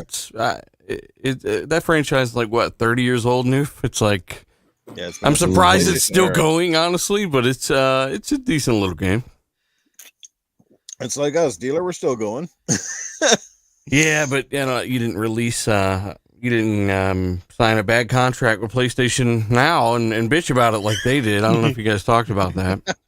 No, we haven't. No. So the developer signed a contract with PlayStation Now and basically only guaranteed royalties for 100,000 downloads, and they got 4 million downloads, and they were pissed about it. Oh. So they feel like they should have gotten royalties for more. They got greedy after the fact, and it's not Sony's fault; it's the developer's fault. But Yep. yeah, Yeah, Interesting. I did not know that. that's a bad agreement to. Gotta You read didn't those have faith in contracts. your own Yeah. game. Yeah, they you didn't have know faith in it. your own game.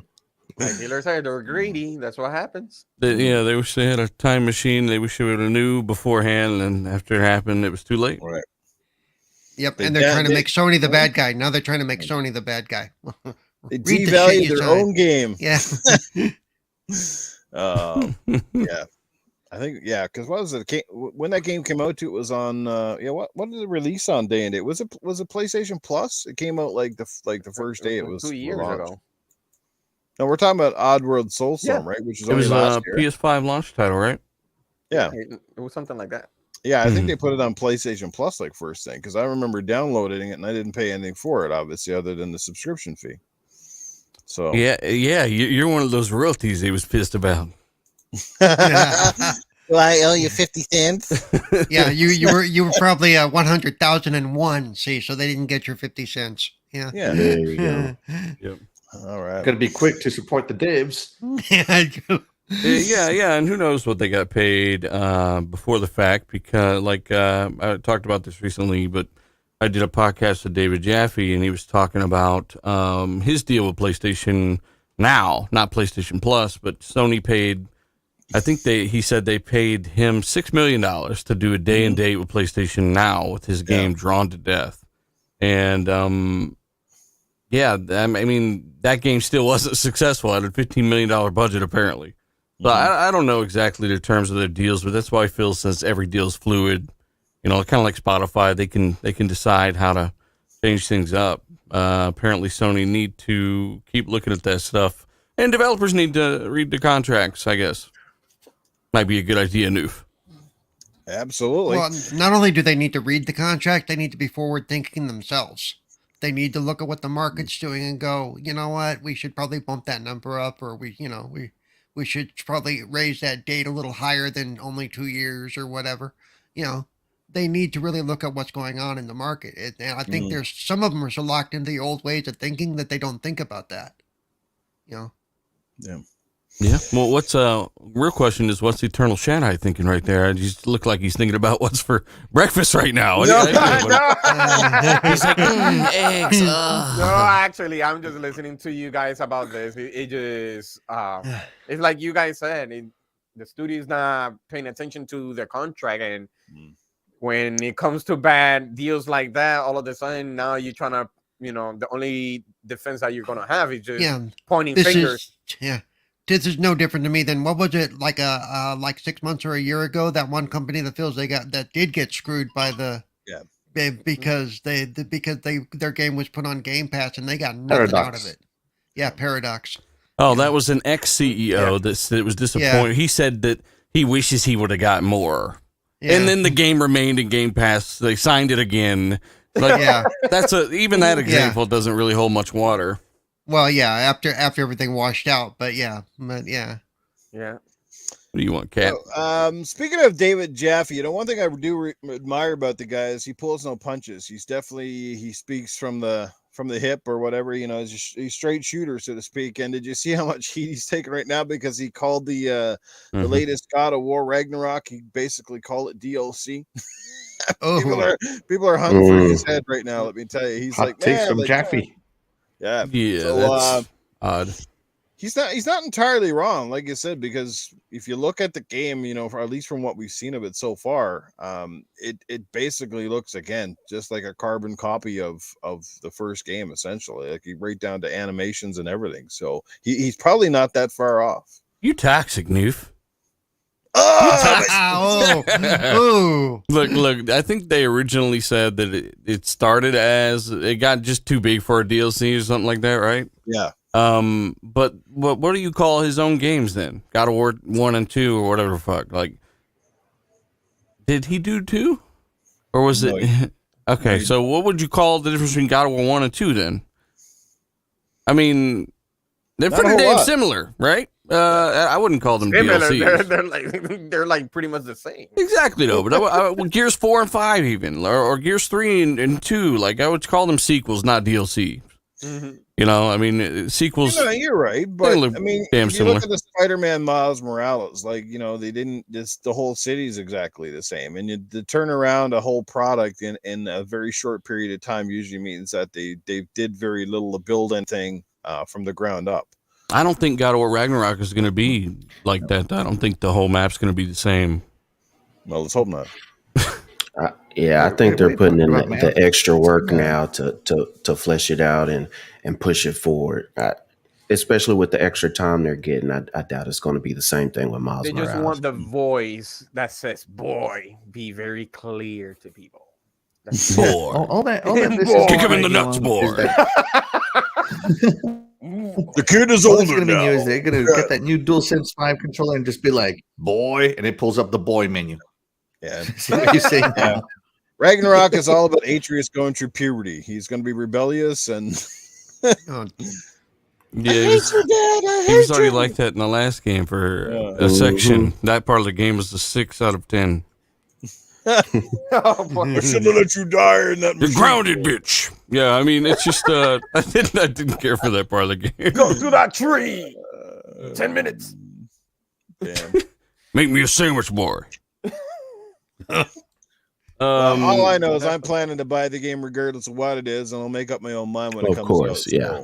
So, It's a game you got to get. Yeah, that's You on gotta the get buy it. list for whenever it comes out. absolutely. What do you think Let's- about the game, Coolcat Terri? Haven't said anything. Don't care about it at all. Doesn't Yeah, give a fuck. there you go. Damn it. Yeah. I absolutely hated the new God of War, so I have no interest in it. What? Come Uh-oh. on. Come on. See, I told you can tell you- blasphemy. I can tell you, Last dealer, week, on this and it was the panel- same thing. Blasphemy. I can tell you, dealer, on this panel, when Coolcat Terri says very little about anything, that's usually her vow of silence, meaning I don't give It's a like, I rat. fucking hate that. Which I brings get us it. to I our know next other topic. people Get it riled up, man. that don't Get it riled agree up. either. It's fine. Yeah, get her riled up and see how she goes. Yes. Oh, yeah, yeah. Last 2 weeks in a row, we've had her fired up, and she gets on some good rants. So, That's she'll awesome. probably take the vow of silence on the next topic because our next topic is about certain affinity, and apparently there's lots of word going around that Halo is finally getting a battle royale mode. Does it even need one? Are you guys excited for it? And how do you think it's going to play out in the long grand scheme of things? Since you're here, dealer, why don't you take a shot at this one? How do you feel about that? Do you think they're actually going forward? Is it going to be first person, third person? Do you even like battle royales? No, I have never cared for battle rails, but that doesn't mean that I'm going to not like it for everyone else. Like some people like them, right? The code name comes from a wrestler that won a 40-man royale, right? That's the Tachanka or some shit, Mass Effect Planet. Tatanka. Yeah, it's close enough. Fuck it. And yeah, it's gonna be some kind of battle royale take. But this, to me, I'm thinking something different from all this. I said this yesterday on Lucas Show, but I'm thinking, where the fuck is the support sooner than this? Like, you guys have all this competition. You know what it takes to do post launch. You still don't have ray tracing a year and a half after you said you didn't have ray tracing at launch. When it was supposed to come out originally. I'm just wondering, like, what the fuck's happening with the game? Where's all the post-launch stuff, and who's responsible for it? That's the first thing that comes to my mind. But secondly, also, what else is 343 working on? If they're working on this, what's 343 doing? And when is this stuff? You know what I'm saying? I'm just fucking frustrated. It was a pretty decent game. Yeah. It got a lot of positive support, especially in the multiplayer, and then it fucking melted because there was nothing to do in the battle. The big team battle had all these issues for a lot of people. I just hate it when this stuff happens to games. Like Halo Infinite really needed to come out this fall.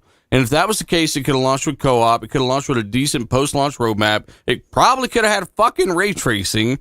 It's just crazy that it needed this much time after we saw it first, you know? That's the first thing that comes to mind. But in terms of Battle Royale, like, I'm not complaining about it.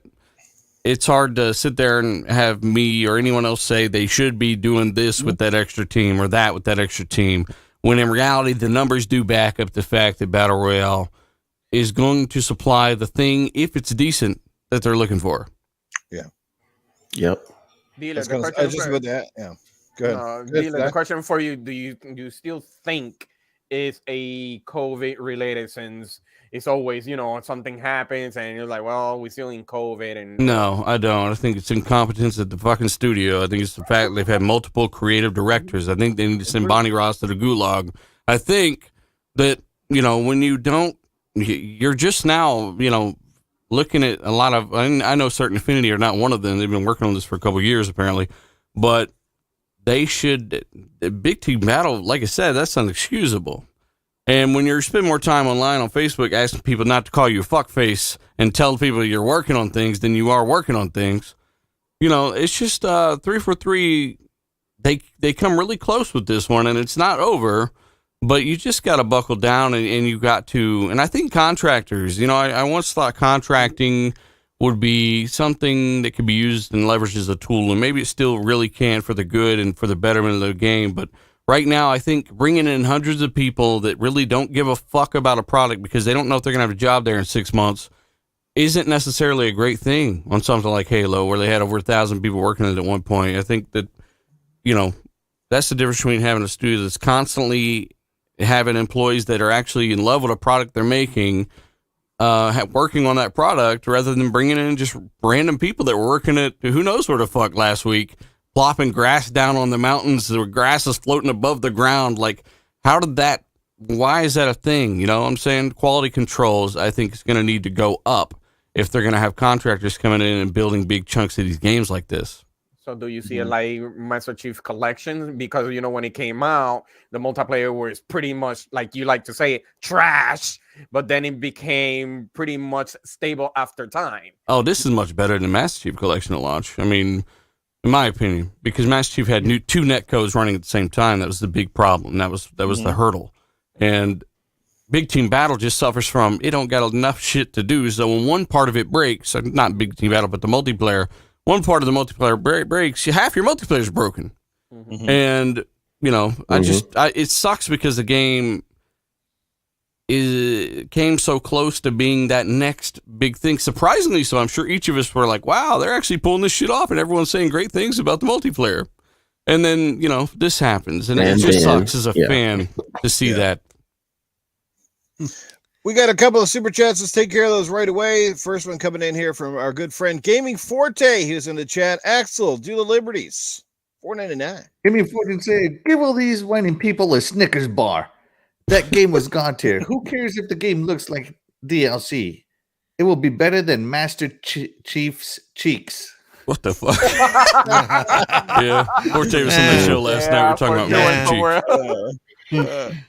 And our second super chat comes in from Splendiferous, drops $2. There you go, Axel. Read that one up.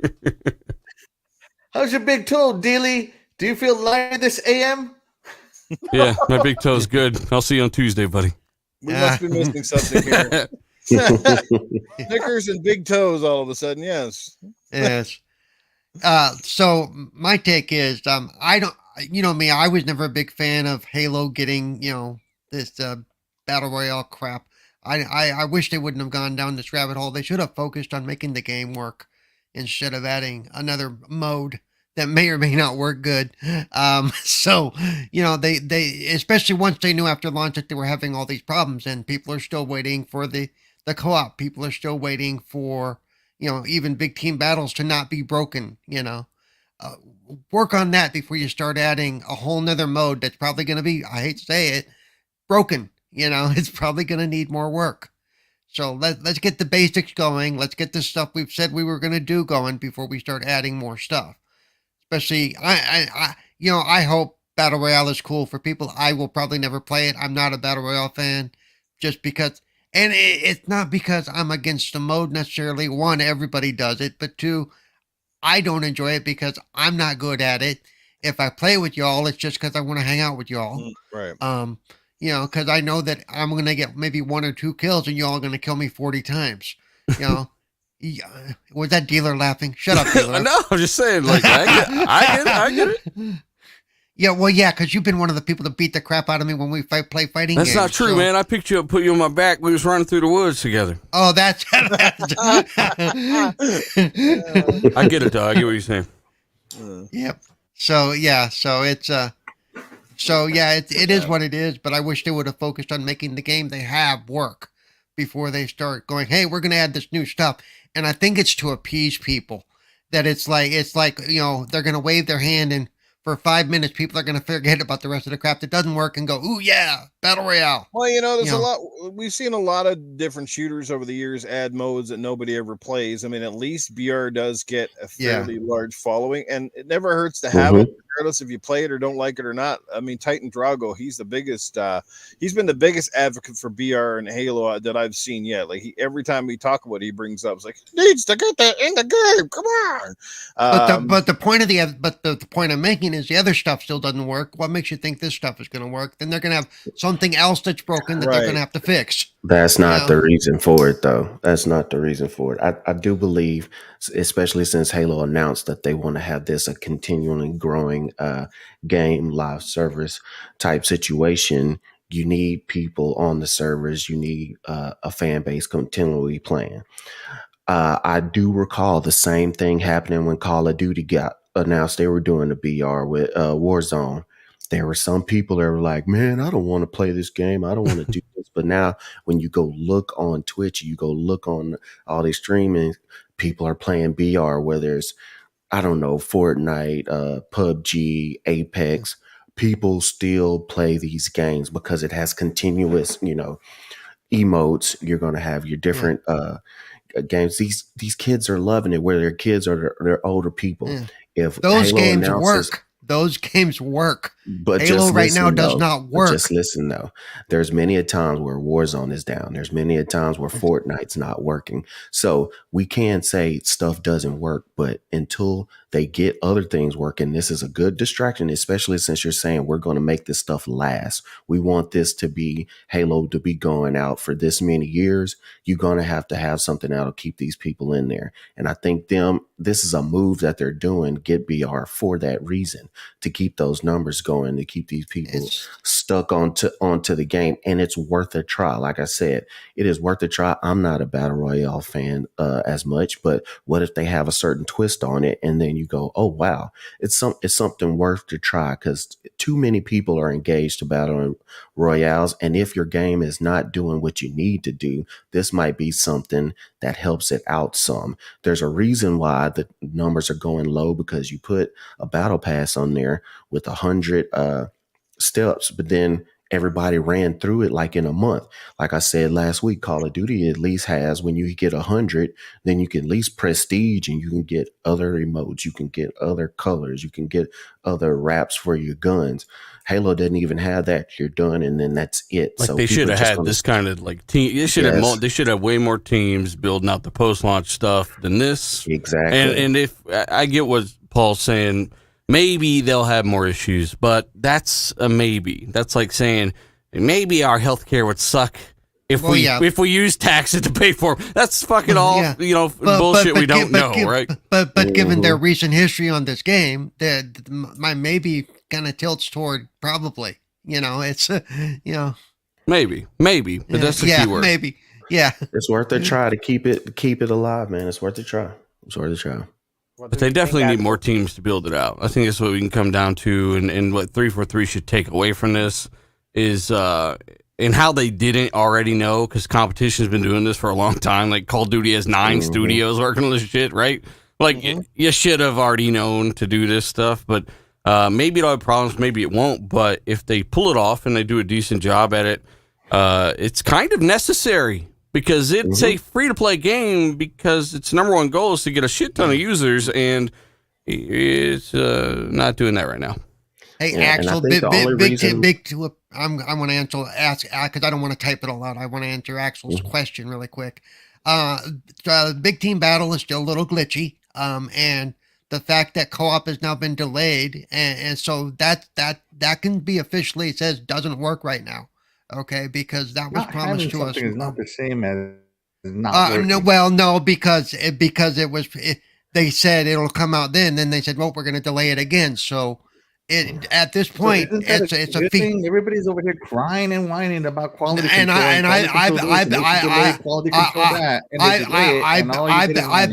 I've been one of the biggest mouths about give them time. But when they're adding other stuff, when like Dealer just said, why aren't these teams working on the parts that we've already promised? Okay. Yes. That is definitely, there's something about that you gotta. Co-op needs to be first. I get what Axel's saying. Like, I get tired of harping on some of the negative stuff as well. But you got to realize we don't owe these companies a fucking thing. We don't owe them nothing. We're customers. And if not for people speaking out about this stuff, we'd still be in 2013. It's because we have spoke out that the game even got delayed. It didn't have fucking mountains when we saw it. You know, so I'm not going to sit here and feel bad about asking them to do better and to release stuff that I want to be able to brag about as an Xbox fan, first and foremost, or even a guy that loved the Halo game, Halo Infinite, until I got to the lack of an ending, which is just the fucking case in my opinion.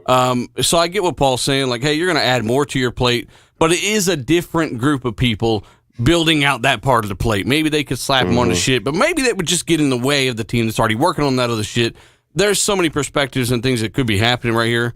I don't fucking know. I just know that I want a better product, and I want that damn co-op as well. And I think some of it is because of hubris, because we all remember the tweet, the only BR in Halo is the rifle. So I think that was a little hubris, and now the game coming out, and they go, oh, crap, we need to get these people in here. We need butts and seats. So I think that's why this is behind and why they're scrambling is because of hubris. So that maybe Microsoft got to bring over somebody from the id team, from the Wolfenstein team, to help these guys get stuff done. I don't know. What do you think? And I've said on this show that I understand some of the issues because it is a new engine that they're likely having some issues with as far as the co-op goes and certain aspects of it go and Forge, and so I get that, but at the same time, like I said, focus on that. Yes, that's a separate team, but still, that's more heads that could be focused on this. Yeah. And the more they add to the game before everything is finished, the more they have likelihood that the things that haven't been added yet are going to need to be tweaked because of the new additional stuff. So all it takes is one thing to hit. That's all it takes. Yeah, that's all it takes. Look at Fortnite. Fortnite, that part of their Battle Royale was not the original game. That little part of the game hit, and then look what it's making now. Now Epic has all their teams and all this stuff on this because that one thing hit. So you never know. Isn't it crazy that PUBG was going to sue them because they I remember that. Yeah, it's crazy, man. Like that. You're right. Fortnite, when it originally came out, I was one of the original backers. I saw it in 2012, 2013. It was the first Unreal Engine 4 game, I think.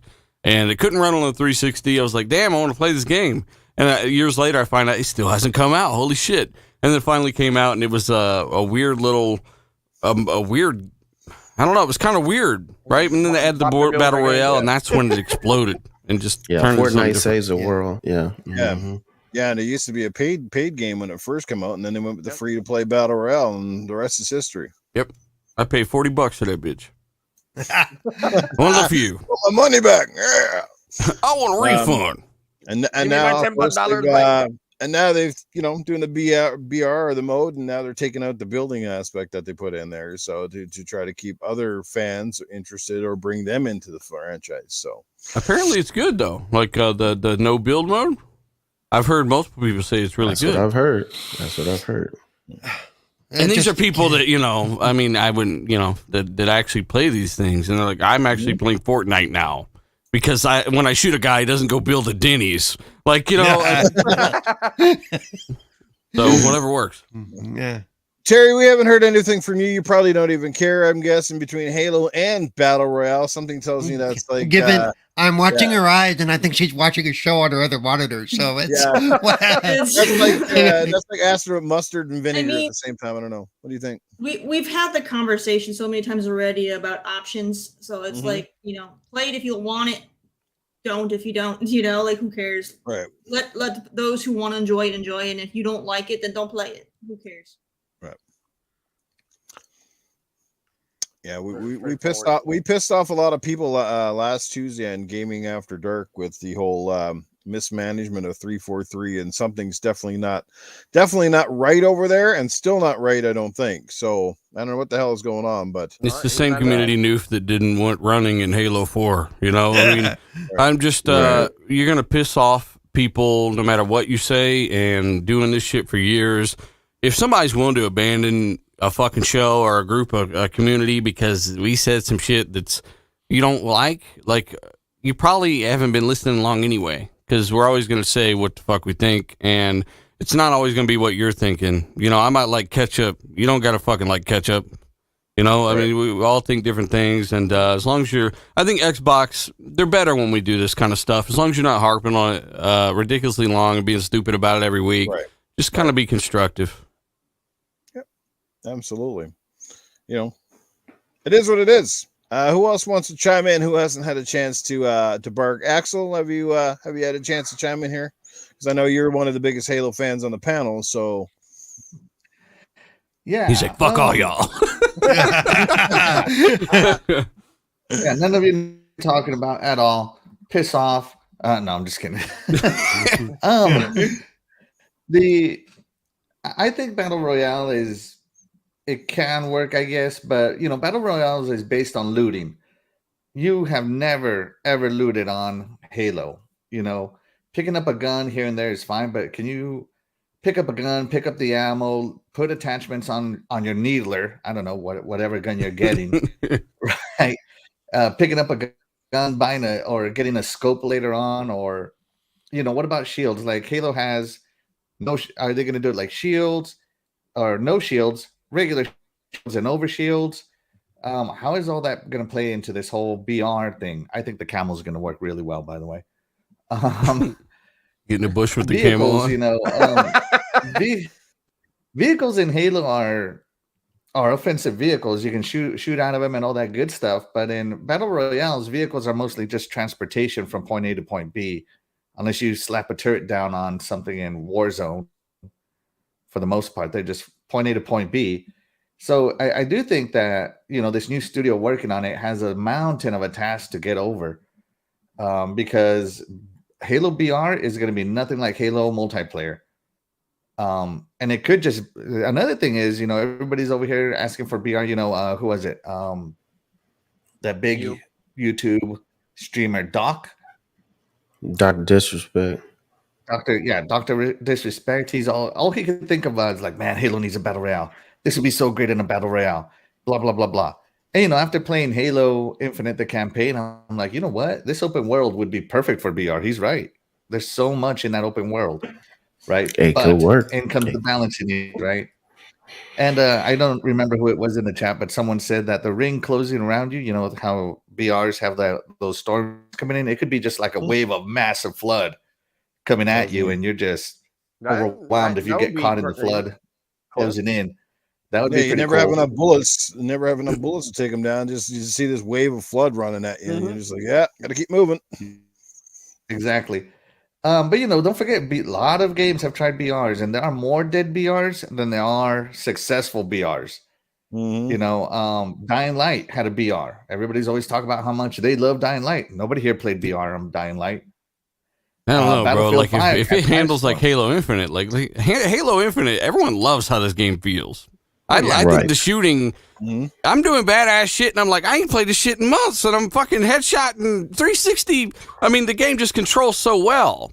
It's hard to imagine a decent VR, even a decent one, just failing its ass off. And two, why not iterate and mix in Halo 5's, what was that, Warzone and Halo 5, right? Yeah.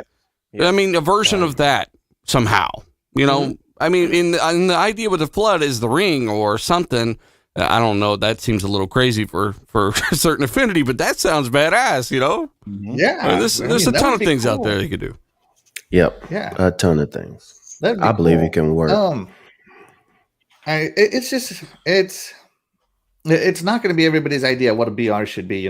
Like when Apex Legends came out, here's a 3-team required BR in the Titanfall universe.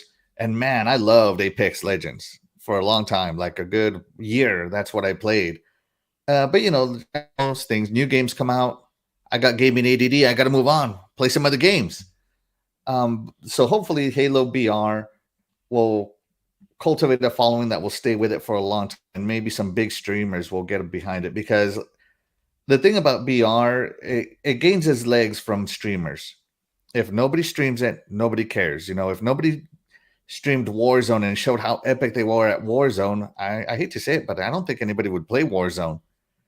Same because the Build 5 Firestorm was fairly decent, just nobody streamed it. I think it's the opposite. I think streamers stream it because there are a lot of people interested in it and want to play it. I think that's why they stream it. If everybody was excited about My Little Pony, Dr. Disrespect would be streaming My Little Pony video game. They go where the money is. I will pay to see that. Where the money is.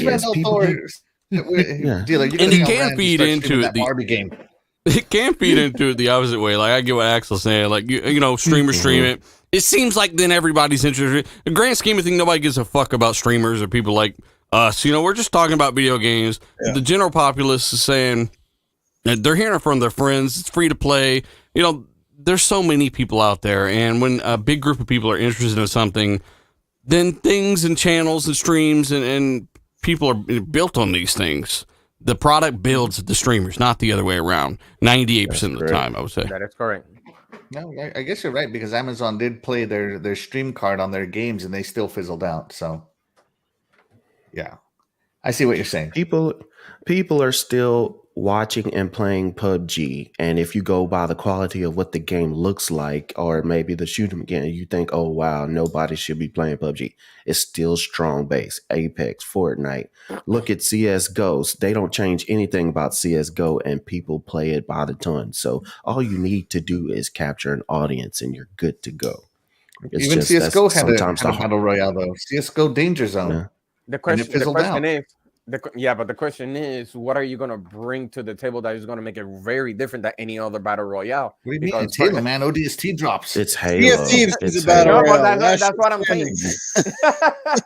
Dude, Forza, because quickly Horizon comes with anxiety. It is so like every time I see another ship, like I start sweating. I'm like, are these guys going to be friendly pirates? Can't risk it. Shoot them down. If you get a drop, they quickly gonna say, it's very OP. If you get, a Banshee or anything like that, they're gonna call it real fast that it's gonna be very OP. And that's my point. Like Battle Royales, typically the vehicles don't shoot. In Halo, almost every vehicle shoots. So it's going to be very different for the vehicles. The traversal vehicles is what I'm talking about, right? They're going to call it Big Team Battle. It's not going to be a Battle Royale. They're just going to call it pretty much Big Team Battle. I don't care what's going on, guys. Scrub, you gotta leave or anything right now, or yeah, I do have to roll. But what I do want to say about the Halo and the BR, if that's going to be a possibility, let's not put our fears into what we think it might be just to poo-poo it, because we have no clue what it's going to be. There's so many different angles they could use on this game. So even if it's not what we like or what we want to play, I think it might be something needed to get a game that we love, a multiplayer that we love, to get that base in there and playing it. So let's just see what they want to do and go from there. But yeah, it's a good panel. Even though Dealer showed up, that's why I'm leaving.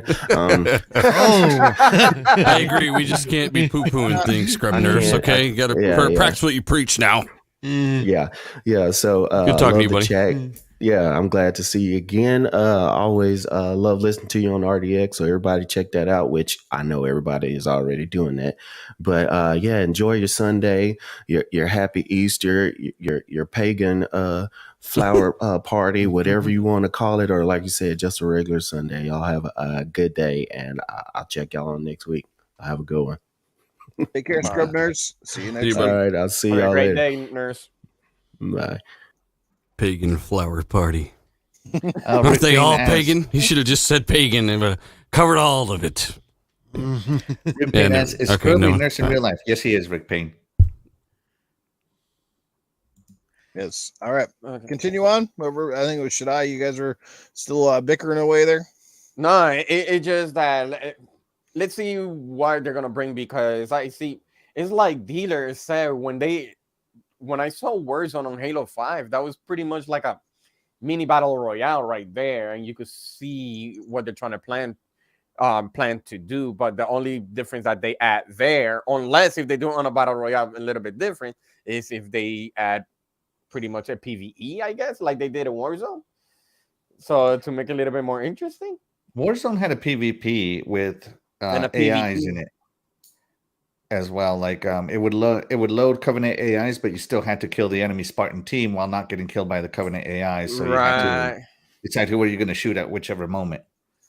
Because you could have some, that could be something different right there if they add, Covenant here or there, or you pretty much have, the fan favorite, the Jackals sniping the heck out of us on Battle Royale. Dude, if the Ring of Death is a bunch of Jackal snipers, oh my god, I would rage so hard. Just bing. those gone, Halo 2 Jackal snipers, man. Yeah, they're very pinpoint, you know what I mean? But the only, it's pretty much, Halo, just a big brand. I'm not surprised if they're gonna want to add a battle royale. It's just how you want to execute that. I just hope it's like a fun battle royale. Like, could you imagine fighting a fight with a bunch of guys, and then suddenly a Covenant ship comes in out of slip space and then immediately starts glassing the area you're in? That would be fun. I'd be enraged, but I would be like, that was awesome at the same time, you know? But also, they could add at least a mode or something like that is called, red versus blue, something like that. So... Red versus blue is the entire Halo multiplayer, man. Well, like I said, that's But the thing. differently. There's a lot of great creative ideas you could definitely use to make Halo a little bit different than the traditional, just because of the universe, the kind of weapons. Like I said, can you just imagine a team that would get, say, a cloaking shield, for example, as you get close to the last objective? Finding something like that would be huge, right? To give you certainly a leg up, an advantage. Literally the game could be ODST guys dropping down to the ground in the pods. Like I said, instead of using just a boring ring that chases you, maybe it's like a bunch of flood, or even if you even want to take it one step further, perhaps it's like a bunch of cloaked elites with energy swords chasing you, kind of deal. Like, I mean, that's pretty intimidating, right? So something like that, I think, would make the game really cool and stand out, and very certain weapons, and I didn't think that would be a lot of fun. And maybe the odd person gets some Magilner armor, and certainly gives them a leg up as well. So you know what? Something came up to mind. I'm like, in Halo, we pretty much humanity is trying to survive the Covenant. In a battle royale, you want to be as real as you can be. You could actually have a battle royale like that, but you have to add, all the covenants and all that, because you are trying to survive. So you could add, the battle royale, but add all the covenants included and all that, because hey, that's the purpose of it. So and including what Axel said, to have a ring of flood in there. The Ring of Fire, huh? You're my compatriot, but the Human Covenant War ended in Halo 3. Just throwing that out there. But hey, that was like a decade ago, bud. But you could add it in there. It's pretty much it, because the main purpose is pretty much trying to survive. So yeah, humanity's always on its last legs. That's how you make a good hero story, man. Oh, if humanity's on its last legs, I'm screwed. So no, it's not a bad idea. It's just Well, That's we what got I to change heard. Paul's name now. Instead of Cerebral Paul, he'd just be called Wheeler. So he could do a show with dealers. Wheeler and Wheeler dealer. and dealer. Wheeler and Yeah. dealer. Wheeling and dealing. 2 legs, 4 arms. Yeah, I don't know. I just I get what everyone's saying, and it's one of those things where it's just you got to see what they're gonna do. You know, Yeah. I mean, well, it can't get. It's not like it's gonna get much. You know, they're adding to it. They're trying to make it better, and I like to give them the benefit of the doubt Yeah, but and Sid just did, let so- them do it. Dude, if they bring in playable elites, oh, that'd be the chef's kiss right there. Just Yeah, but you know what? Like dealers say, they're adding, but they're like tidbits. Like right now, 2 maps. You know, everybody's gonna kill 2 maps. Everybody expect at least 4. So, in Battle Royale, you only need 1 map. Have one really well-designed map, and that could carry you for a good year, at least. yeah. I don't Sometimes know. 9 years for some games. Yeah, PUBG. True. Yeah. That's true. Yes. That's true. No, it is what it is. Like I said, I suspect we will see one. You know, as I mentioned earlier, when the world's most popular FPS game in Call of Duty decides it's going to do one because they saw how popular it was for other games and how much of a difference it made for them. And Warzone has gone on to be hugely successful for them. I mean, obviously, you can't even delete Warzone from your Call of Duty games now when you install them because basically that is the game. The rest of it's the add-on. So, I think it is a matter of time it's coming. I totally agree with Paul, though. Focus on the little things. Focus on your small promises first. Get those out of the way. Keep your hardcore fan base satisfied first. You know, those are the guys you want to make sure got smiles on their faces and stop worrying about catering to the crowds that want to buy their pink weapon skins and all of their fancy crap. That's Cat down ears. the road. You get them later. Halo doesn't need to sell itself out to be a great game. It always has been a great game. It's always been a great franchise. This is the thing. It doesn't have to be anything less.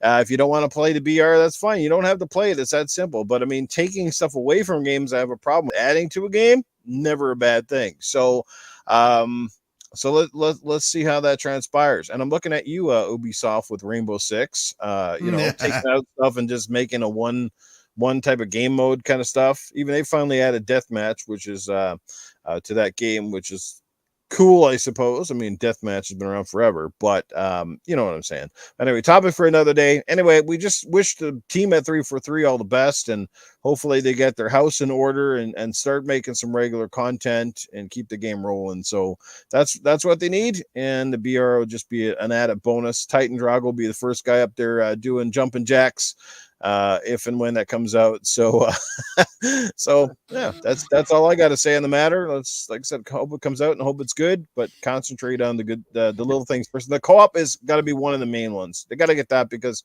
that was sort of a promise. It's something that's been a staple of the Halo franchise, and for people that can't stand Halo multiplayer period but love the campaigns, that's why they need it, because people want to still be able to experience a great campaign with their friends. Super facts. Absolutely. You bet.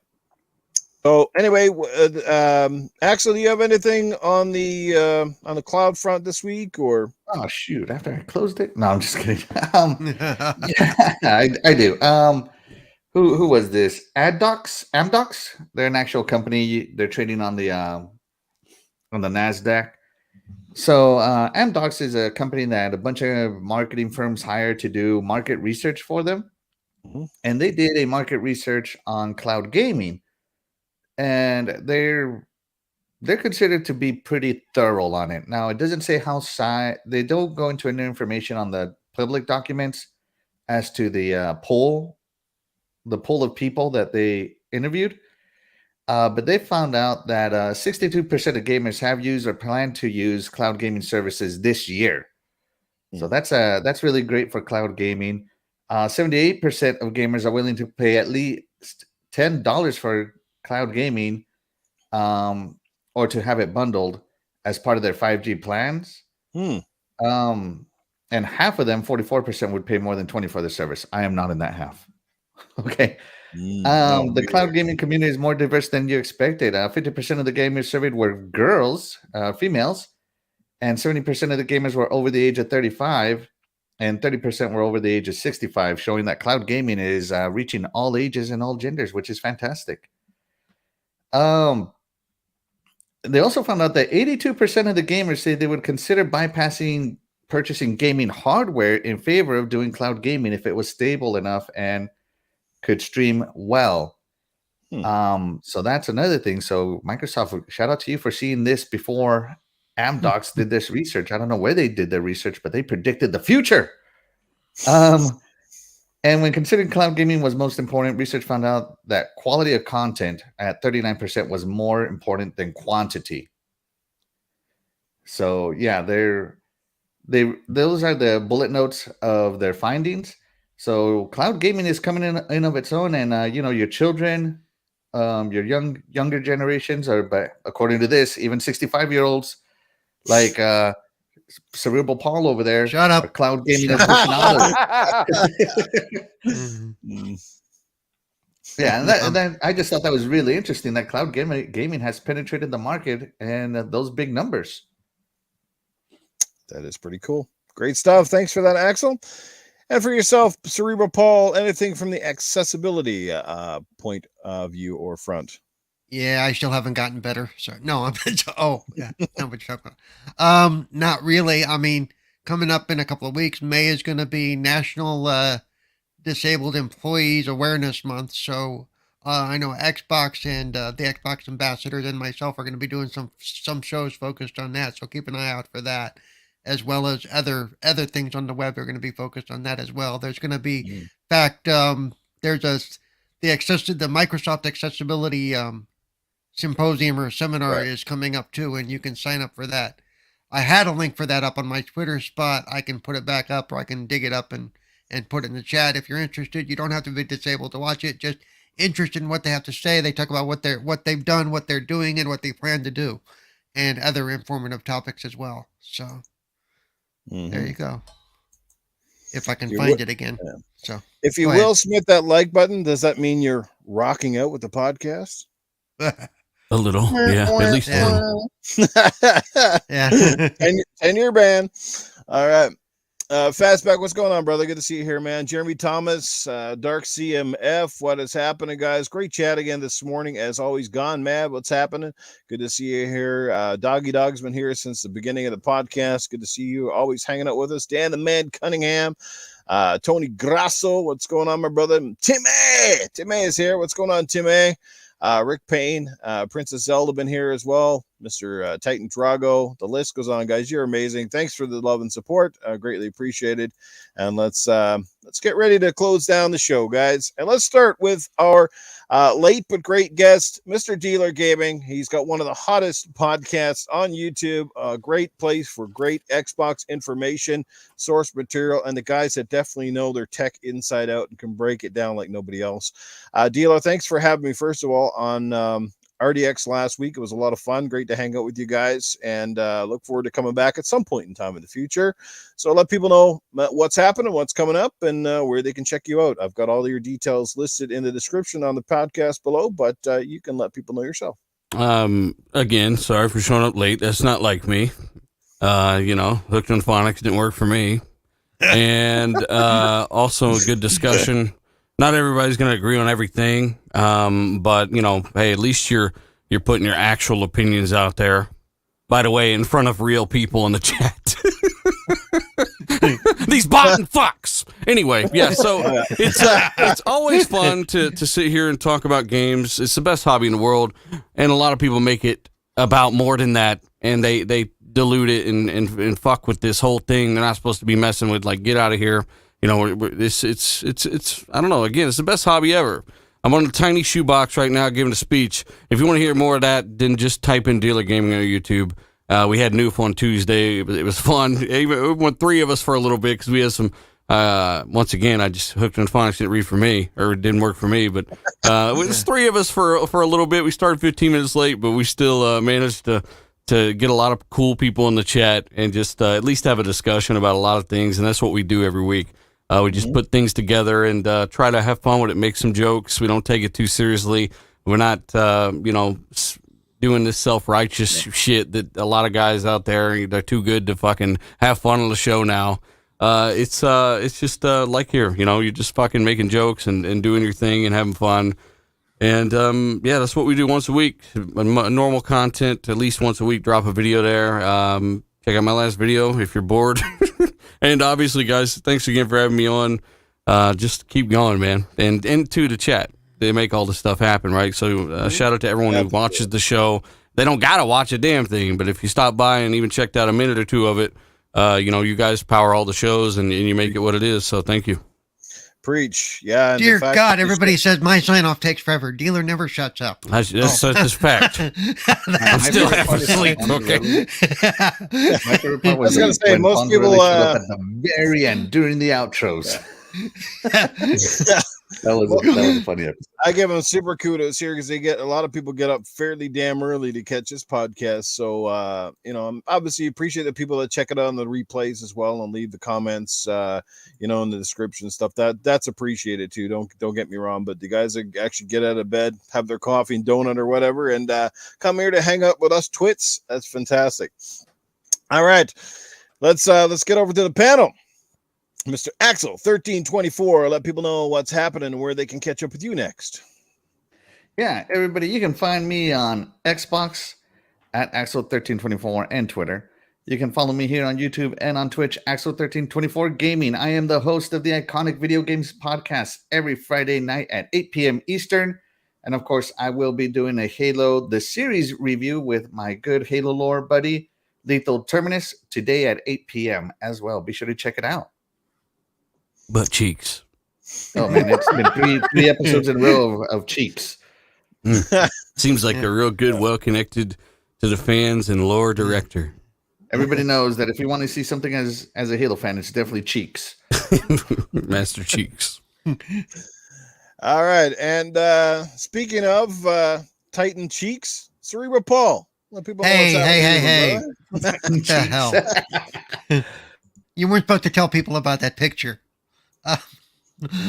So you can find me on Xbox, Cerebral Paul 921, Twitter, Cerebral Paul 1, Twitch and YouTube, Cerebral Paul. Of course, I'm here every Sunday, at least until next Sunday, then whatever. No, we'll see what happens. And then you can find me on Tuesdays on the Retro Renegades, Wednesdays, Midweek Gaming, Thursday, 4GQ TV, Friday and Saturday, if I decide to show up, depending on what they're playing. I usually hang out with the guys over at for the community game night. And then, of course, you can find me Mondays on the Xbox Ambassadors channel with my show Gaming Differently with Cerebral Paul, where we just play games, but they're a little bit focused on the accessibility side. If I'm having issues, I point it out, type of thing. It's a good show. Check it out. It's on Mondays, 10 a.m. Pacific, 1 p.m. Eastern, and 6 p.m. UK time. All right. And heading to the top of the screen, Coolcat Terri, where can people catch up with you? You just about back in the full swing of things now, or? No. No. But I've been finding ways to still try to get things done that I want to do. You guys go ahead and you can check me out on social media. You can go on my Instagram. It's just, just like you see here. And you see what I'm doing in real life. I just got done detailing my car, and I got the engine bay out spiffy because I got a car show next week, Sunday, I need to get to, because it's probably the only one I'll make it to be honest. So I'm hoping to get there. And then I go over on Twitter at Coolcat_Terri to stay in the know when it comes to all the indie game news. So good stuff there. And I'm also on Twitch Monday through Wednesday at 6 p.m. Eastern when I go live, and I play a bunch of different things. So go check that out. And I'll just leave it there because I'm pretty much everywhere. I'm just too much. It's too much to say. So I've been that's everywhere, good. man. I'm everywhere. She is everywhere. Go check her out. Coolcat Terri. Again, all the descriptions and links are in the YouTube podcast descriptions. Eternal Shaddai, Mr. Sunblock 22. What's going on, man? Where can people check out what you got coming up next? I would like to thank everybody on the chat that tuned in. Also, Dealer for joining us into the panel. It was fun. People can find me at Eternal Shaddai on Twitter, also on the Xbox console, and also on Twitch, streaming here and there at ET Shaddai. That's where everybody can find me, and enjoy your Sunday. There you go. You go find ET. Phone home. ET home. ET home. And you guys know to find me, always in the gutter. Yes, Newf Nukem, pretty much everywhere. And yes, just to let everybody know, this Tuesday night, Gaming After Dark, that is 10 p.m. Eastern Time, 8 Mountain Time. It'll be my final one as the host of that particular podcast for the foreseeable future. You won't want to miss it this week because we're bringing back the one and only middle-aged game guy is going to come back and join us. Titan will be there as always, and we're going to even bring back Primal Eve. She decided she's going to come back at least for that one night. So it's definitely a show not to be missed. Hope to see a great turnout there Tuesday night. And that's right after RDX and Dealers podcast. So hopefully great turnouts for both. Well, it's always a great turnout for Dealers show, but hopefully we'll get some people over to show the respects on GAD. And then next Sunday will be our final, or at least my final as host of this podcast as well. So next week, guys, 2 of my final shows for a long period of time. So I hope to see everybody there. Like I said, don't need to explain it any further. Just taking a bit of a hiatus. So, yeah, take care, everybody. We'll hope to see you back here next week. Great show. Again, thanks to Dealer Gaming. And everybody in the chat, you guys are amazing. Thanks for all the love and support. And we'll see you, like I said, next week. Bye, everybody. See ya.